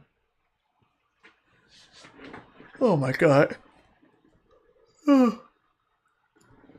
they finally add some star power into the game, no pun intended, some familiar characters, I'm telling you guys right now, I'm definitely gonna go live, but I think I'm gonna make a small normal video.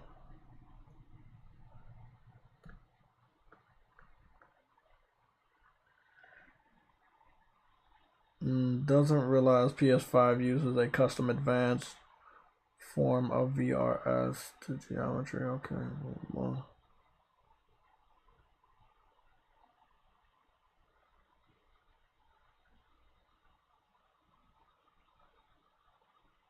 These motherfuckers are crazy.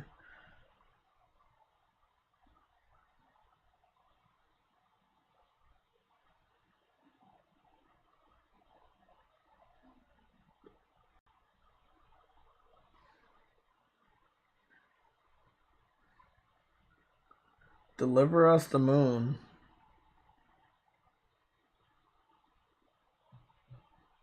Some other nice little indie game here.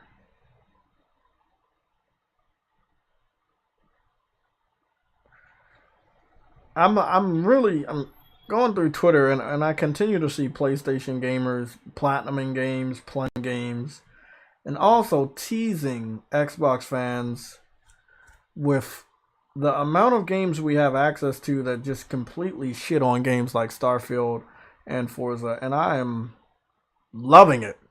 Just loving it. That 12 teraflops was supposed to mean something. It absolutely means nothing. It means nothing. 12 teraflops means absolutely nothing.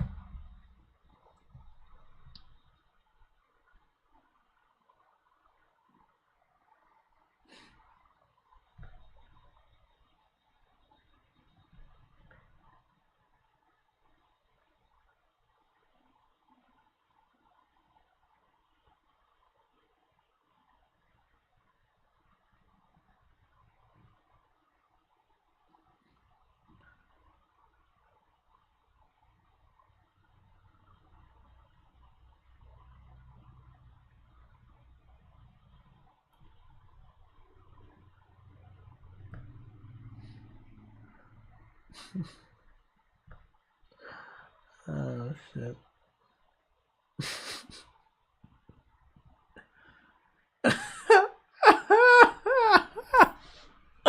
That shit's fucking hilarious. It's I see Matt Booty and somebody made this picture and it says "See you next year." It's so true because over and over and over and over again, Xbox has these either E3 showcase or Xbox Bethesda showcase, and the sentiment is, we see you next year. The games ain't coming out this year. We see you next year. Then next year comes and then, okay, we see you next year. And it's like, they wait until the middle of the fucking year for June or E3 or the Xbox showcase, and they don't get anything worthwhile to actually continue their pursuit of fanboyism for the Xbox platform. There's not enough good games or content coming out that would remind you why you are doing what you're doing on the internet. Just not enough.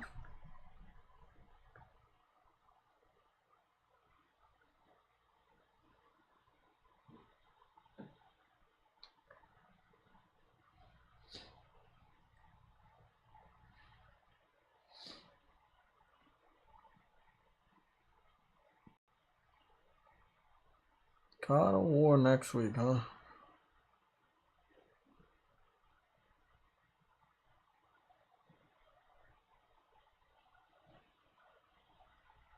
I mean, God of War information next week.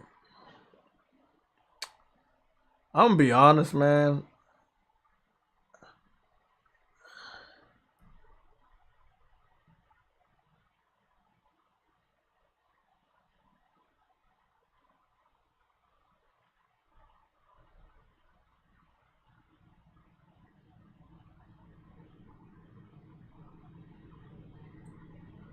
Crazy. I don't know. I know who I'm going to.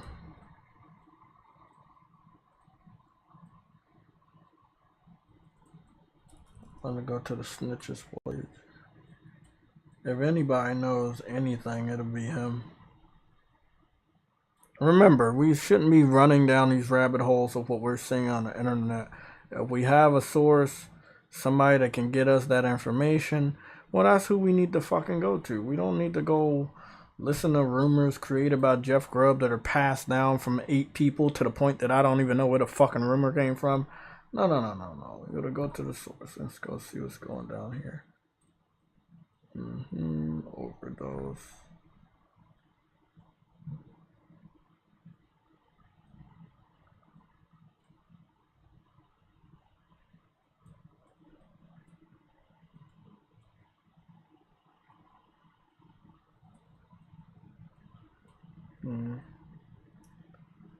So the snitch hasn't said anything related to God of War or hardware or anything.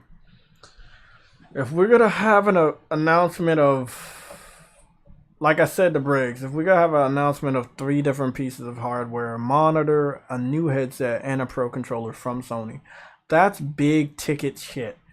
Obviously, all of it's gonna be expensive as fuck, but that's some big ticket stuff to bring out this summer. You bring out that, you have to have a reason for people to buy it. The PS5, which is the, you're going to migrate from PS4 to PS5. A lot of people still don't have a PS5. Is the reason why maybe they spend some additional money on the headset and the controller, but really it's the people that own the PS5 that would go out and buy this new headset and buy this Pro Controller, like myself, and the monitor. But then some people need more of an incentive. That's where the games come in. You have Spider-Man, you have Returnal, you games like Destruction All-Stars and other stuff that you have under your belt. God of War is still the granddaddy. Yes, you have The Last of Us. Yes, for 3D audio and the Pro Controller will be able to utilize The Last of Us Part 1 remake in September. So that's good. I don't see them just fucking announcing one day, hey, we got this, and this. I don't know. It just seems like there's something else here. There will have to be a state of play or an event where you show off these 3 pieces of fucking hardware. I don't know any other event that's happening that Sony would ever go to. I mean, maybe Tokyo Game Show, but that's like in September or October or something like that. Summer Games Fest is all but over. What is Gamescom?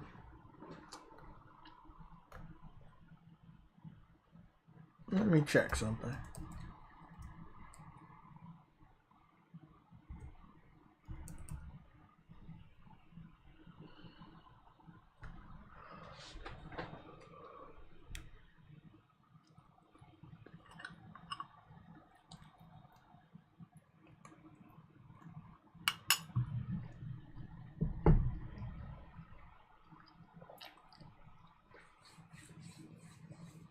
Okay.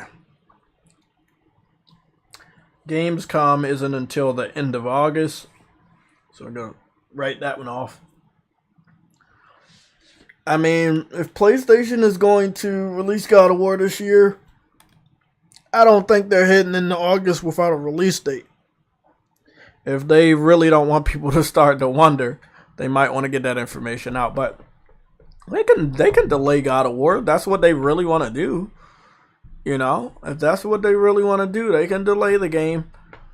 But if I was them, I wouldn't want to, have this pattern of continuously saying, hey, we're going to bring this game out, then don't bring it out, and don't have a good reason. COVID is still out here, but it's not strong. People return back to the workplace, especially when we're talking about developers.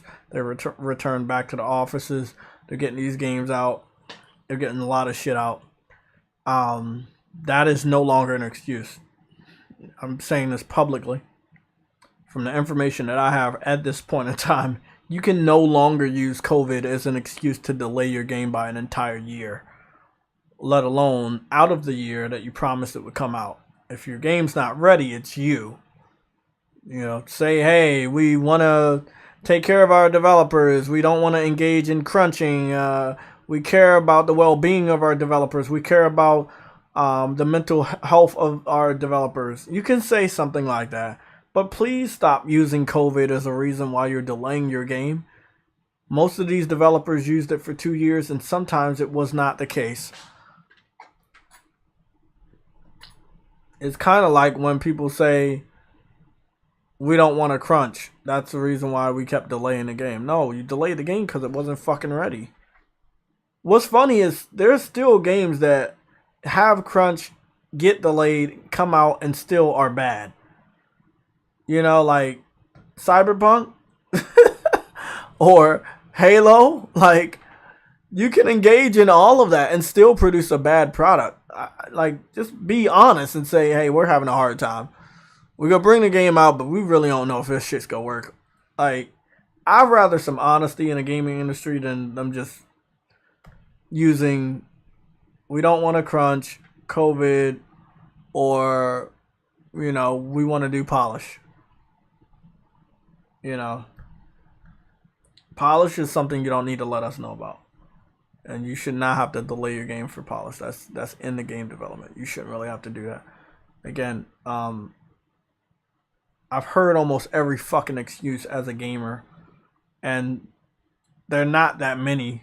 That's what's so fucking funny. It's like when you want to take off from work, you know, like, you're gonna probably have to say you're sick, right?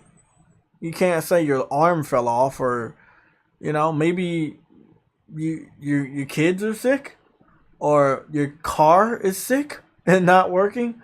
But it's not really many other things you can use to say that you can't go to work. Something has to be sick. Your car, your kids, or yourself. You know.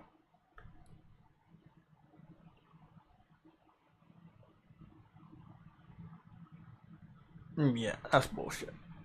That's bullshit. No, that's bullshit. I'm just thinking about it because you have 2022 on a banner. Let's go over here and look at this shit.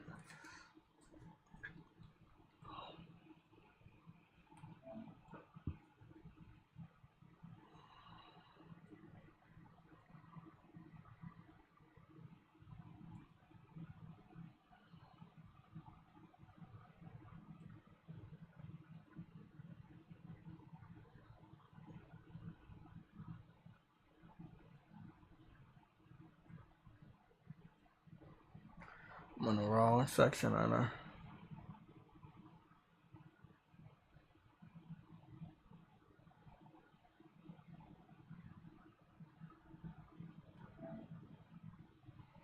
Okay, here we go. So God of War doesn't have a release season. It doesn't have a release month or day, obviously. But it does have a release year. It's gotten pushed back 2 times. When they first showed off God of War, it was 2020. They said it was coming out in 2021. Then 2021 happened. They said it's coming out in 2022. I mean, the last time we got real God of War gameplay, was last year.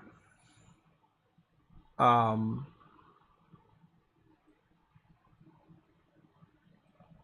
gonna go take a look at the gameplay again, but I don't know.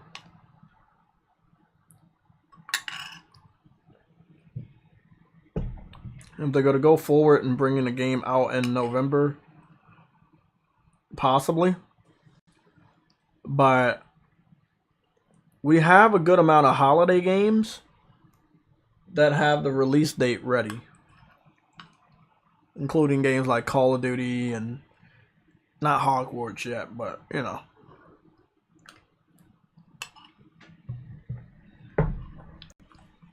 I don't know. I think that this game's gonna get delayed. I've been talking about that for a while.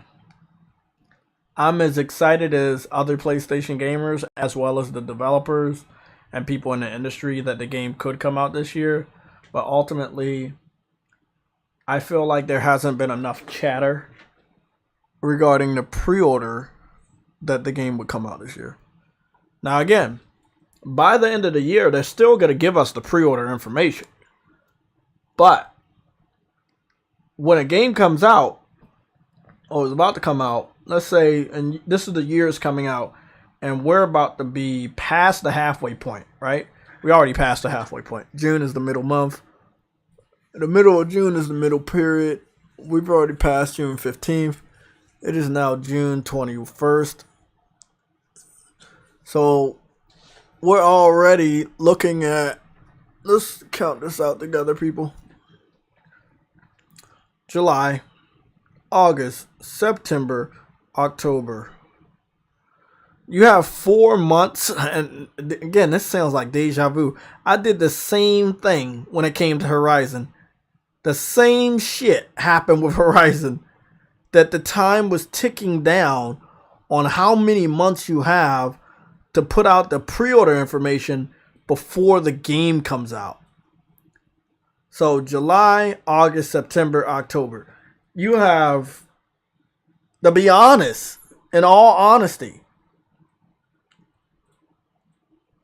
if your game's coming out in November, you don't want to put the pre-order information out in October. And you definitely don't want to put it out in fucking September. You probably want to put that pre-order information out in June or July if your game's coming out in holiday season. That would give you 1, 2, 3, 4 months ahead of the release.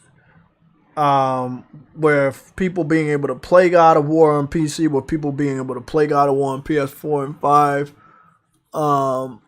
wanting to replay the game, it's available on PlayStation Plus, so even more people play the game. You're not going to do all of that just to delay it to next year again, because people will be pissed. People will be pissed. They're still going to buy the game. The game is still going to do good. It's still going to be Game of the Year next year. It's still going to have good review scores, but I'm going to be pissed because, you see, I'm looking at this and it's telling me 2022 and you're not telling me that I'm right, even though you don't want to do that. But, yeah, you got about a good 3-4 months until, obviously, you wouldn't be able to continue with the lie that the game's coming out this year. But you only have the rest of this month and the month of July to get pre-order information out before we should understand it can't come out this year.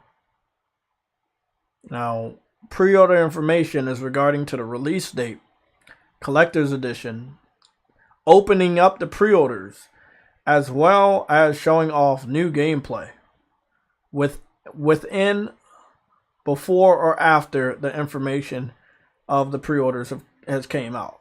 If you can't fucking do that, your game's not coming out this year. It's as simple as that. Hogwarts, supposed to come out this holiday season. Looks very strong. A great amount of gameplay has been shown. They have around the same time frame. Between June and all of July, they have some empty summer months where there's not a lot of competition, that they could just put out the information. Hogwarts is coming out November 12th. You know? Because if they don't do it, they could be looking at a delay. You know? They could be looking at a delay. Sony has never been the one to want to go head to head with Call of Duty, not even when they're with their biggest game. They would really have to feel cocky to put this game out in the beginning of November, after Call of Duty comes out at the very end of October. They would have to feel real cocky, and I don't see that. I don't see that November is a good month for them going head to head with Call of Duty for God of War, no matter how popular Kratos is. I also don't feel like it would be a good opportunity to bring out God of War anywhere close to Call of Duty. The best you can do so that the day one sales that you're going to need, you desperately want, are not affected by what's going on with Call of Duty, similar to what happened with Horizon versus Elden Ring, are not affected, you're going to want to put your game in the very beginning of October. And that, again, that definitely means you get the information out between June and July. The beginning of October, and which is a Friday, you could do October 7th, which is a Friday, or shit, I'm trying to think of this fucking game. Shit. I'm trying to think of this shit. Okay, you got October 7th, which is a Friday. The Last of Us remake is coming out on the 2nd of September. But the last day of September is the last Friday of September is the 30th. So they could bring out God of War Ragnarok on the 30th of September or the 7th of October. Other than that, you can't bring out God of War because it's going to be way too close to Call of Duty. You bring out God of War the last Friday of September or the first Friday of October, it gives you 2 whole weeks and 3 weekends before Call of Duty comes out. If you bring it out on September 30th, you get 3 whole weeks and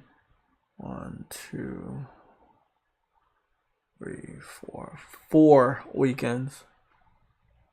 I think that September 30th will be great. Anybody got any objections before we go and look at the gameplay again?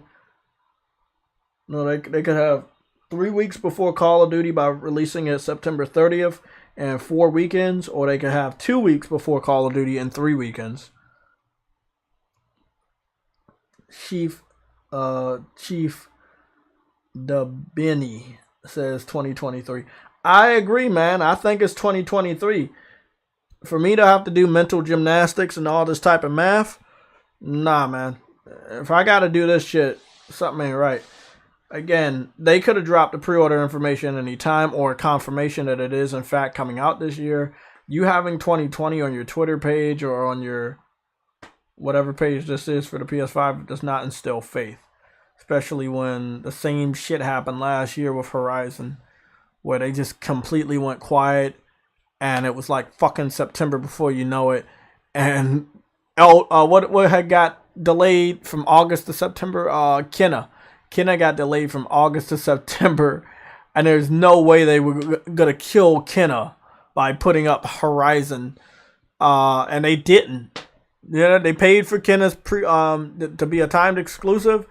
And they were like, nah, we're not gonna waste that money. We're gonna delay Horizon by a couple months, and then they did, and Elden Ring got delayed, and then you had to go up against Elden Ring, which, by the way, is not charting in the box sales chart on the UK anymore. It stopped charting months ago.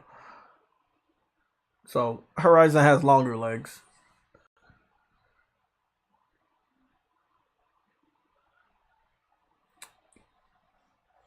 Unknown, you said November 11th.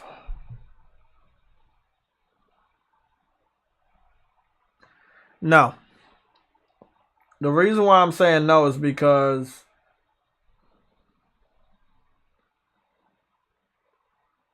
Call of Duty comes out on the 28th, right?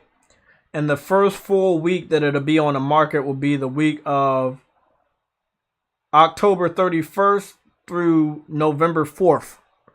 And then the week after that is when you want God of War to come out, which means Call of Duty is still going to be fresh. People will still be online, as well as the new Warzone Season 2 is coming out alongside Modern Warfare 2. God of War will be an afterthought, no matter how popular it is. Literally, no, that does not make sense, bro. If PlayStation's looking at it, they wouldn't do it either. It's a conflict of interest because they still have the Call of Duty marketing deal. You think they're going to be marketing Call of Duty and God of War at the same time? No. Call of Duty would kill God of War in sales, even after 2 weeks of it on the market. No. That's not happening, bro. Whoever told y'all November 11th, tell them to go back to the drawing board. They should bring out God of War at least 3 to 4 weeks before Call of Duty. That and only that will give it a chance. No.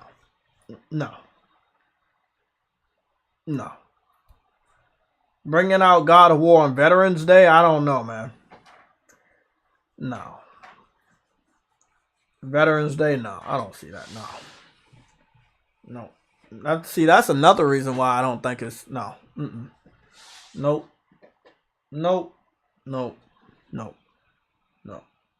Because on Veterans Day, who's going to get all the fucking advertisement? Call of Duty, which is a war game. It doesn't even make sense to bring the game out on Veterans Day. The fuck, man? Y'all need to think, bro. Y'all have to think about this shit. I want God of War to come out as much as everybody in the chat. But you're not going to bring your game out on Veterans Day when your game can't take advantage of that holiday. No, man. That doesn't make fucking sense. No. Bring the game out 3 to 4 weeks before Call of Duty and it'll do perfectly fine. After Call of Duty's hype dies down by January of next year, God of War will still have long legs, just like Spider-Man, just like Horizon Forbidden West. It will still have long legs, trust me.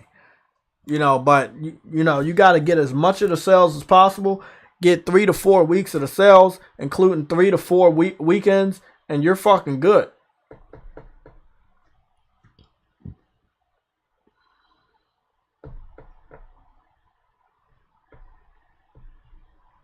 Mass produced, shut that shit up. Oh shit.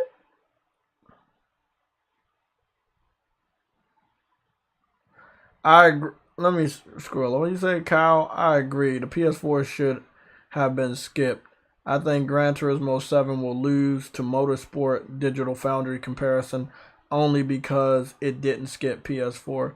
But I don't agree with you on that one, Kyle, because Forza has to play on the Xbox Series S, which is gonna hold the game back a lot.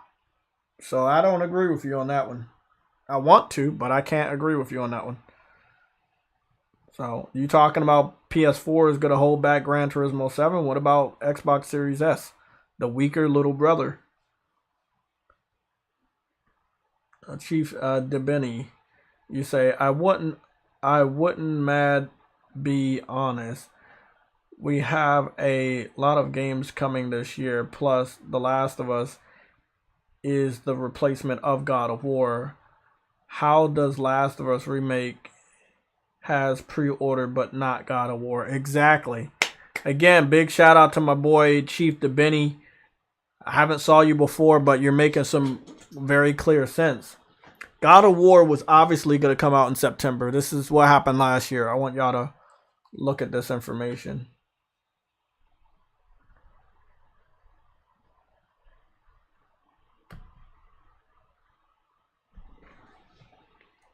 Okay, so let's go look at some of this information real quick.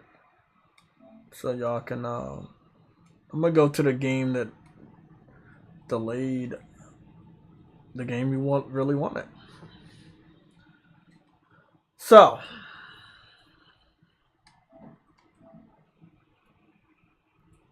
Kenna is the game we really wanted, right? Kenna came out. Horizon Forbidden West is the game we really wanted. We all knew that if Horizon was going to stand any chance against Call of Duty, at the most it was going to need 2 months a head start, right? Okay. But Kenna was supposed to come out in August, and for some reason the developer couldn't bring it out in August. They had to delay the game. They picked September. If Sony would have brought out Horizon, they would have had to Like, they would have had to kill Kenna. Because Horizon would have been a more popular female-driven game. And nobody would have took a look at Kenna. They might have compared it and ultimately found out that it wasn't worth the money. Even if it was a cheaper price point. So Sony was like, okay, well, we have this in September. Let's hope and pray that it carries us. Let's delay Horizon. I don't believe it carried them, but it was a game on the board for September, so that was good for them. They delayed Horizon. Now, out of nowhere, The Last of Us Part 1 comes out and is placed in the month we know God of War desperately needs. September. Last of Us is not a small game. Right? God of War can't be placed anywhere close to The Last of Us. That's why I said, coming out September 30th, when The Last of Us comes out, September 2nd, is perfect.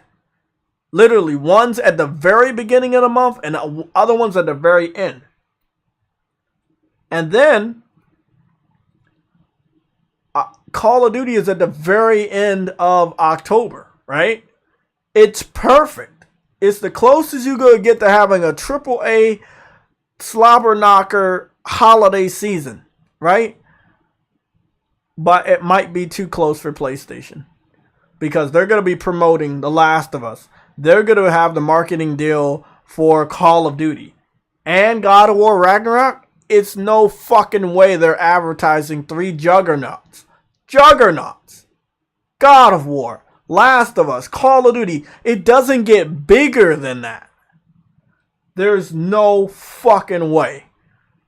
You have all of those games coming out within 2 months of each other.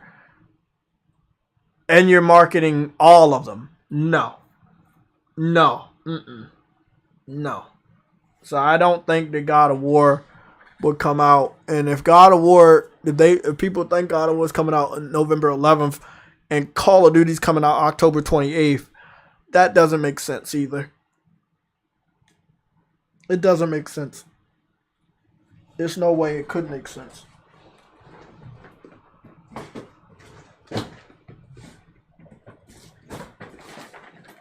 One second, I gotta... Almost forgot. Need some fucking water.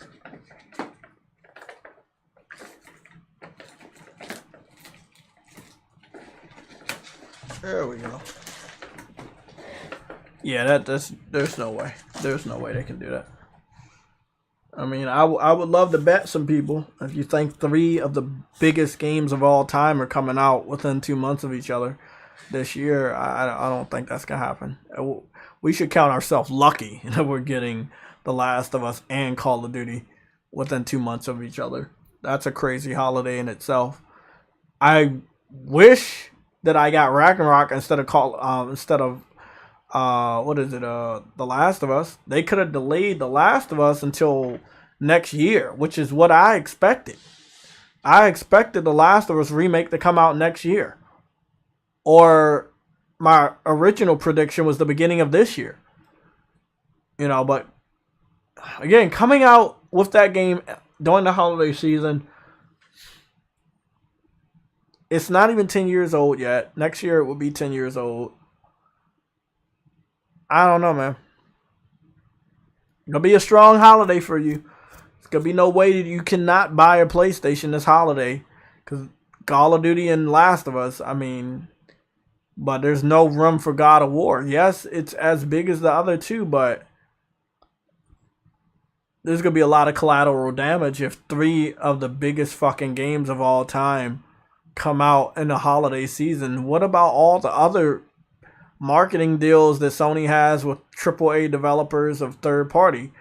Like, what about Hogwarts? How is that going to be fucked over if Sony puts God of War Ragnarok, in October or September? Let's talk about it. Let's talk about this rationally. One second. Let me get this water real quick.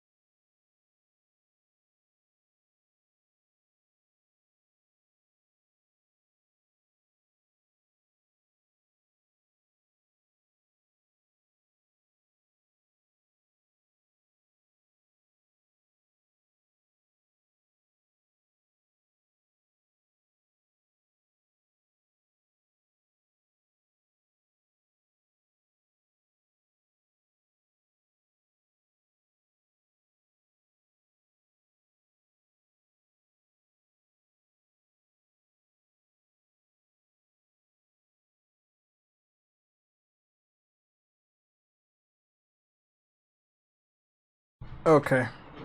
Let's see. Ghost of Tsushima, The Last of Us 2, Demon Souls, Miles Morales. I agree. Unknown. I agree that those games came out, but the major push that those games had was hardware. You had a brand new piece of hardware that was gonna pretty much null and void Call of Duty's dominance. Call of Duty is a completely different beast when you're not looking at holiday launch games. You know, if you look like and let's be honest, The Last of Us Part 2 and Ghost of Tsushima came out months before Call of Duty. Demon Souls and Miles Morales didn't get sales reports when Call of Duty was on the field because Call of Duty took up most of the sales. I believe that Miles Morales had long-term success, but Demon Souls, if I'm not mistaken, barely got 1 million sold. So Call of Duty did do damage to the holiday PlayStation exclusive rather than the exclusives that launched before. So we're not talking about exclusives that are coming out in the same year, months before Call of Duty. We're talking about exclusives that come around Call of Duty. And like I said, Demon Souls and Miles Morales, when Call of Duty came out, did not sell more than Call of Duty. So Call of Duty had some sort of an impact on those games. Just because God of War and Last of Us are big doesn't mean that Call of Duty might take casual gamers away from those games, at least for that season. Now, months going forward, casual gamers will be done with Call of Duty. They might look around, need something to play. You got God of War, you got The Last of Us.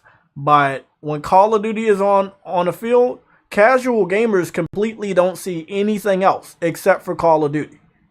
And the fact that they're going to have two types of Call of Duties out on the field, Modern Warfare 2 as well as Warzone Season 2 or 2, is going to be a major problem if you want to sell a single player game, even if it's one of the biggest and best games that we're ever going to see.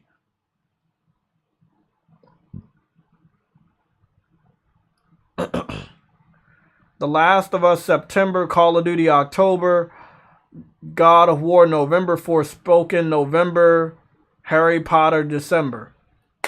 It's a big holiday season, but somebody's gonna die. In this case, I think 2 people would die off. It would probably be Forspoken, and out of God of War and The Last of Us, more people like the father-daughter relationship between Ellie and Joel compared to Kratos and Atreus. If you put both of them beside each other, people will continuously say, I like the relationship between Ellie and Joel versus Kratos and Atreus. And yeah, I think that people might pick Last of Us over God of War Ragnarok.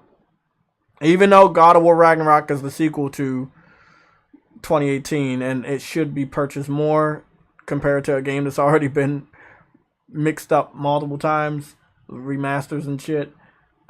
Look, I'm just giving you guys the facts on how the buying habits look for casual gamers. And since they're the majority over here, it affects a lot of people. I think the weak link here would be Forspoken and God of War. Hogwarts is, I believe, going to do very strong. There's a lot of Harry Potter fans. And seeing as though you get to make your own character and do your own journey, I think a lot of Harry Potter fans that read the books and stuff and have kids, they're gonna get Hogwarts, no doubt, no problem. No matter when it comes out, they're gonna buy that shit up. This problem certainly is exclusive to PlayStation. Gotta balance out both first party and third party games. Exactly, Unknown. Horizon Sifu earlier this year, it's crazy. Exactly, man. We also got Gran Turismo earlier this year as well. Both of those games are still doing good. They're still in the top 10 box sales charts for the UK. And I'm talking about Horizon Forbidden West and Gran Turismo 7. So Sony's going to have these games out on the field and they're going to do good long term. It's just, do they want to take a major hit in the beginning versus long-term success? I don't know. It's really up to them. They did it once this year. not backing down from their release date when it was coming out a week before Elden Ring. They did good with not backing down on Horizon Forbidden West. But again, man, if these games are big enough to buy together, let's say Call of Duty, God of War, and Last of Us, right? Last of Us might not be a problem. I think I didn't look at this right. Last of Us isn't a problem this holiday because the pre-orders are already out. Let's go look at this shit real quick. I think I might have missed something. I think I missed something really important. Yeah, here it is. Okay, Call of Duty and Last of Us shouldn't be a problem because the pre-orders are out. So these games are going to compete against each other over the next 4 to 5 months. Right? So roughly about 4 to 5 months. Yes, I know The Last of Us is coming out before 4 months. But still, let's say that they're competing between the next 4 to 5 months when Call of Duty eventually comes out, right? But they're available for pre-order. If you want to give the money to the developer right now, you can do so. The only one that would be hurt is the one that comes out last or hasn't have a pre-order yet. And that would have to be God of War. Also, Hogwarts is going to be hurt too. They don't have a pre-order. And we got other fucking players on the battlefield. This is something you don't want to fucking listen to. You still have Saints Row rolling around there. That's going to be eating up some game sales for August. You got Callisto Protocol, which I hear a lot of people are playing. Unless we're looking at a season where gamers are going to be buying 5 and 7 games that are at the $60 to $70 price point, then, I mean, good. But with gas prices being high and the economy not being as good in the United States, I'm not sure if all gamers have it like that. We also have Gotham Knights for casual gamers coming out at a $70 price point. Let's see. As I remember, I talked to you guys about Saints Row. I kept talking to you guys about Saints Row was all the way down on the pre-orders. Well, the only one that's all the way down is the $100 version. The other Saints Row, the $60 one, is at the third row. And what's interesting with that, it could easily overtake Outriders and become a second row game on the level of The Last of Us. What we're looking at now is best sellers. This is very important. You know, I gotta leave in a little bit, but this is very important. Let me talk about this. Call of Duty and Madden are the 2 best sellers. This is where shit really starts to get interesting. And I might have to go live tomorrow because I want to continue this. Call of Duty and Madden are the best sellers. They're not exclusive. Then you got Sonic Origins because it's cheaper than The Last of Us. And then you have The Last of Us. What's funny about The Last of Us is the $80 version is a better seller than the $70 version. So that throws the pricing out the window. People kept saying, oh, nobody's going to pay for a $70 Last of Us. Well, shit. The $70 Last of Us, right, is right there, about to be on the first line of pre-orders. If something happens with Sonic, if Sonic moves out the way, well, guess what? There'll be 2 Last of Us on the first line of the best sellers, which is very impressive. Like I just talked about, Saints Row is becoming a threat. If you wanted to count it out, if you said it was too woke, if you said people were not going to buy it, well, Saints Row is on the first of the third line. That means that, let's say something happens with Sonic Origins or Outriders, it gets to the fucking second line. That's a really, really good competition. Big shout out to Saints Row for fixing their fucking image. That's impressive. Callisto Protocol. We've heard nothing but great things about this game. The $70 one is here on the third line. of the bestsellers for the PlayStation 5, PlayStation 4 pre-orders, PlayStation Store, right? That's big deal. The $90 version is still on the 4th line, along with the $90 version of Saints Row, which is right beside it, which is right beside Gotham Knights. Forspoken is on the 5th line, almost on the 6th line. People are forgetting about Forspoken, but maybe not. Forspoken has been out there for a very, very long time, and you've had the option to pre-order this version. But that is the $94 version. We go all the way down to the $70 version, the standard version, which is on the 6th line. Again, we can argue that whoever wanted to pre-order the game had already pre-ordered it. But it's still pretty fucking low for a game that's supposed to come out in October. This is the game right here that comes out right before Call of Duty in the same month that maybe God of War comes out, or God of War comes out a month later in November. I don't know. I don't know, man. I don't see all of the games coming out this holiday season. I don't see God of War and Forspoken, Call of Duty, Madden, goddamn, Last of Us, Gotham Knights in October 25th, Callisto Protocols in December. I believe they're safe on that one. Callisto Protocol is December 2nd. I don't think you can get any better or worse with that one. I think they should be safe on that one. But man, Gotham Knights, Call of Duty, and Forspoken are going to be battling it out in the month of October. And I don't even know why I said put out God of War and what is it? Did I say the beginning of October? Yeah, I said beginning of October.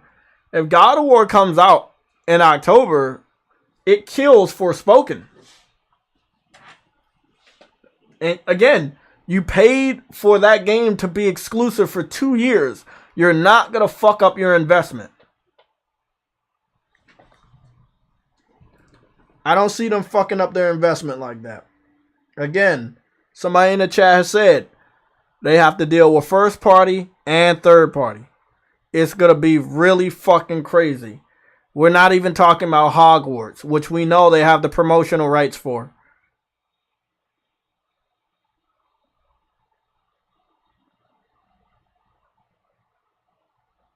So, I mean, it seems to be a lot of shit about to go down. For real. Thoughts before we get up out of here? Anybody have some thoughts?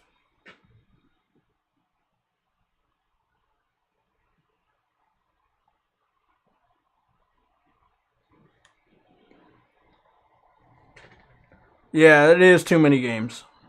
But again, if anybody wants to go over to the pre-order section on the PlayStation 4 or 5, you can go find, well, let's just say PS5, because, you know, a lot of these games are not going to be viewed on the PS5. Oh, sorry, on the PS4. You can go over here, you have it selected to the best sellers, and you can see which ones are at the top, and you can see which ones are at the bottom. Right now, the one that's at the farthest at the bottom is Still Rising. Still Rising is that puppet-based Bloodborne game. It's a puppet-based Bloodborne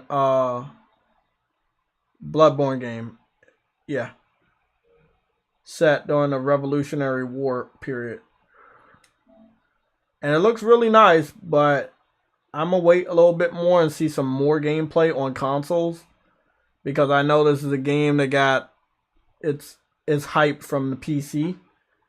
So I'm going to wait to see how it plays. Now, early in the development, they did make a switch to bringing it to consoles, but it was originally planned only for PC.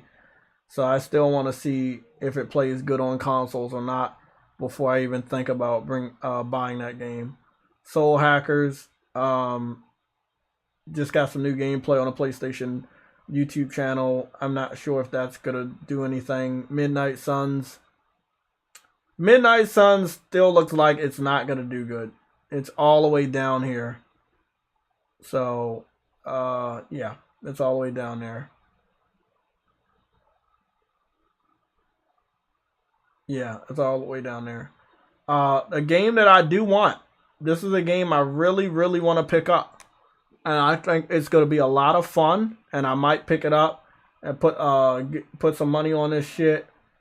Right now. I might, you know what? I might knock out Saints Row in this game. I might knock out this Saints Row in this game because the remake of this looks really good. The graphics and the animation look really, really good. So I might pick up the Alien game, Destroy All Humans 2, because it's just a nice, good, it looks like a lot of fucking fun.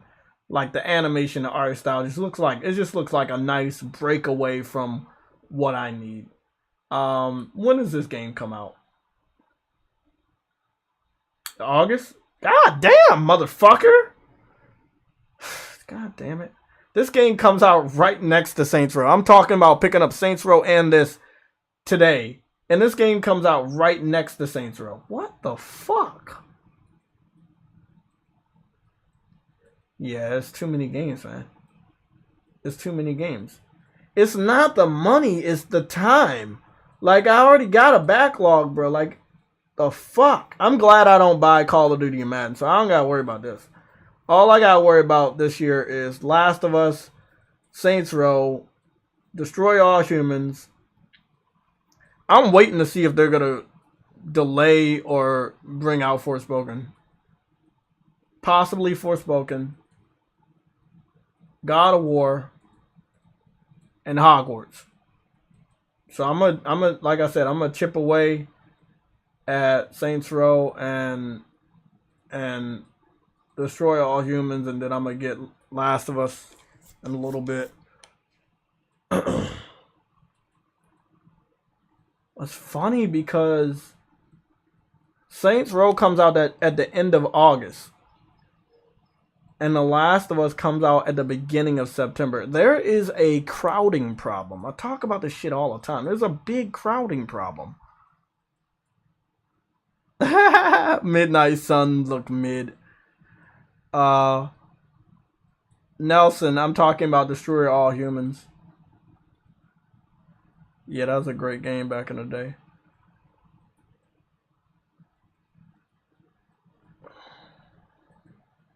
Damn, man.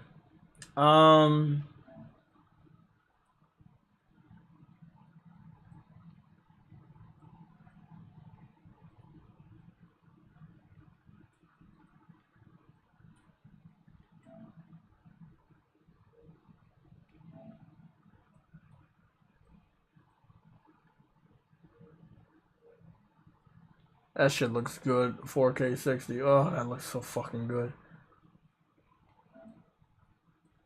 Let me put this on my fucking list.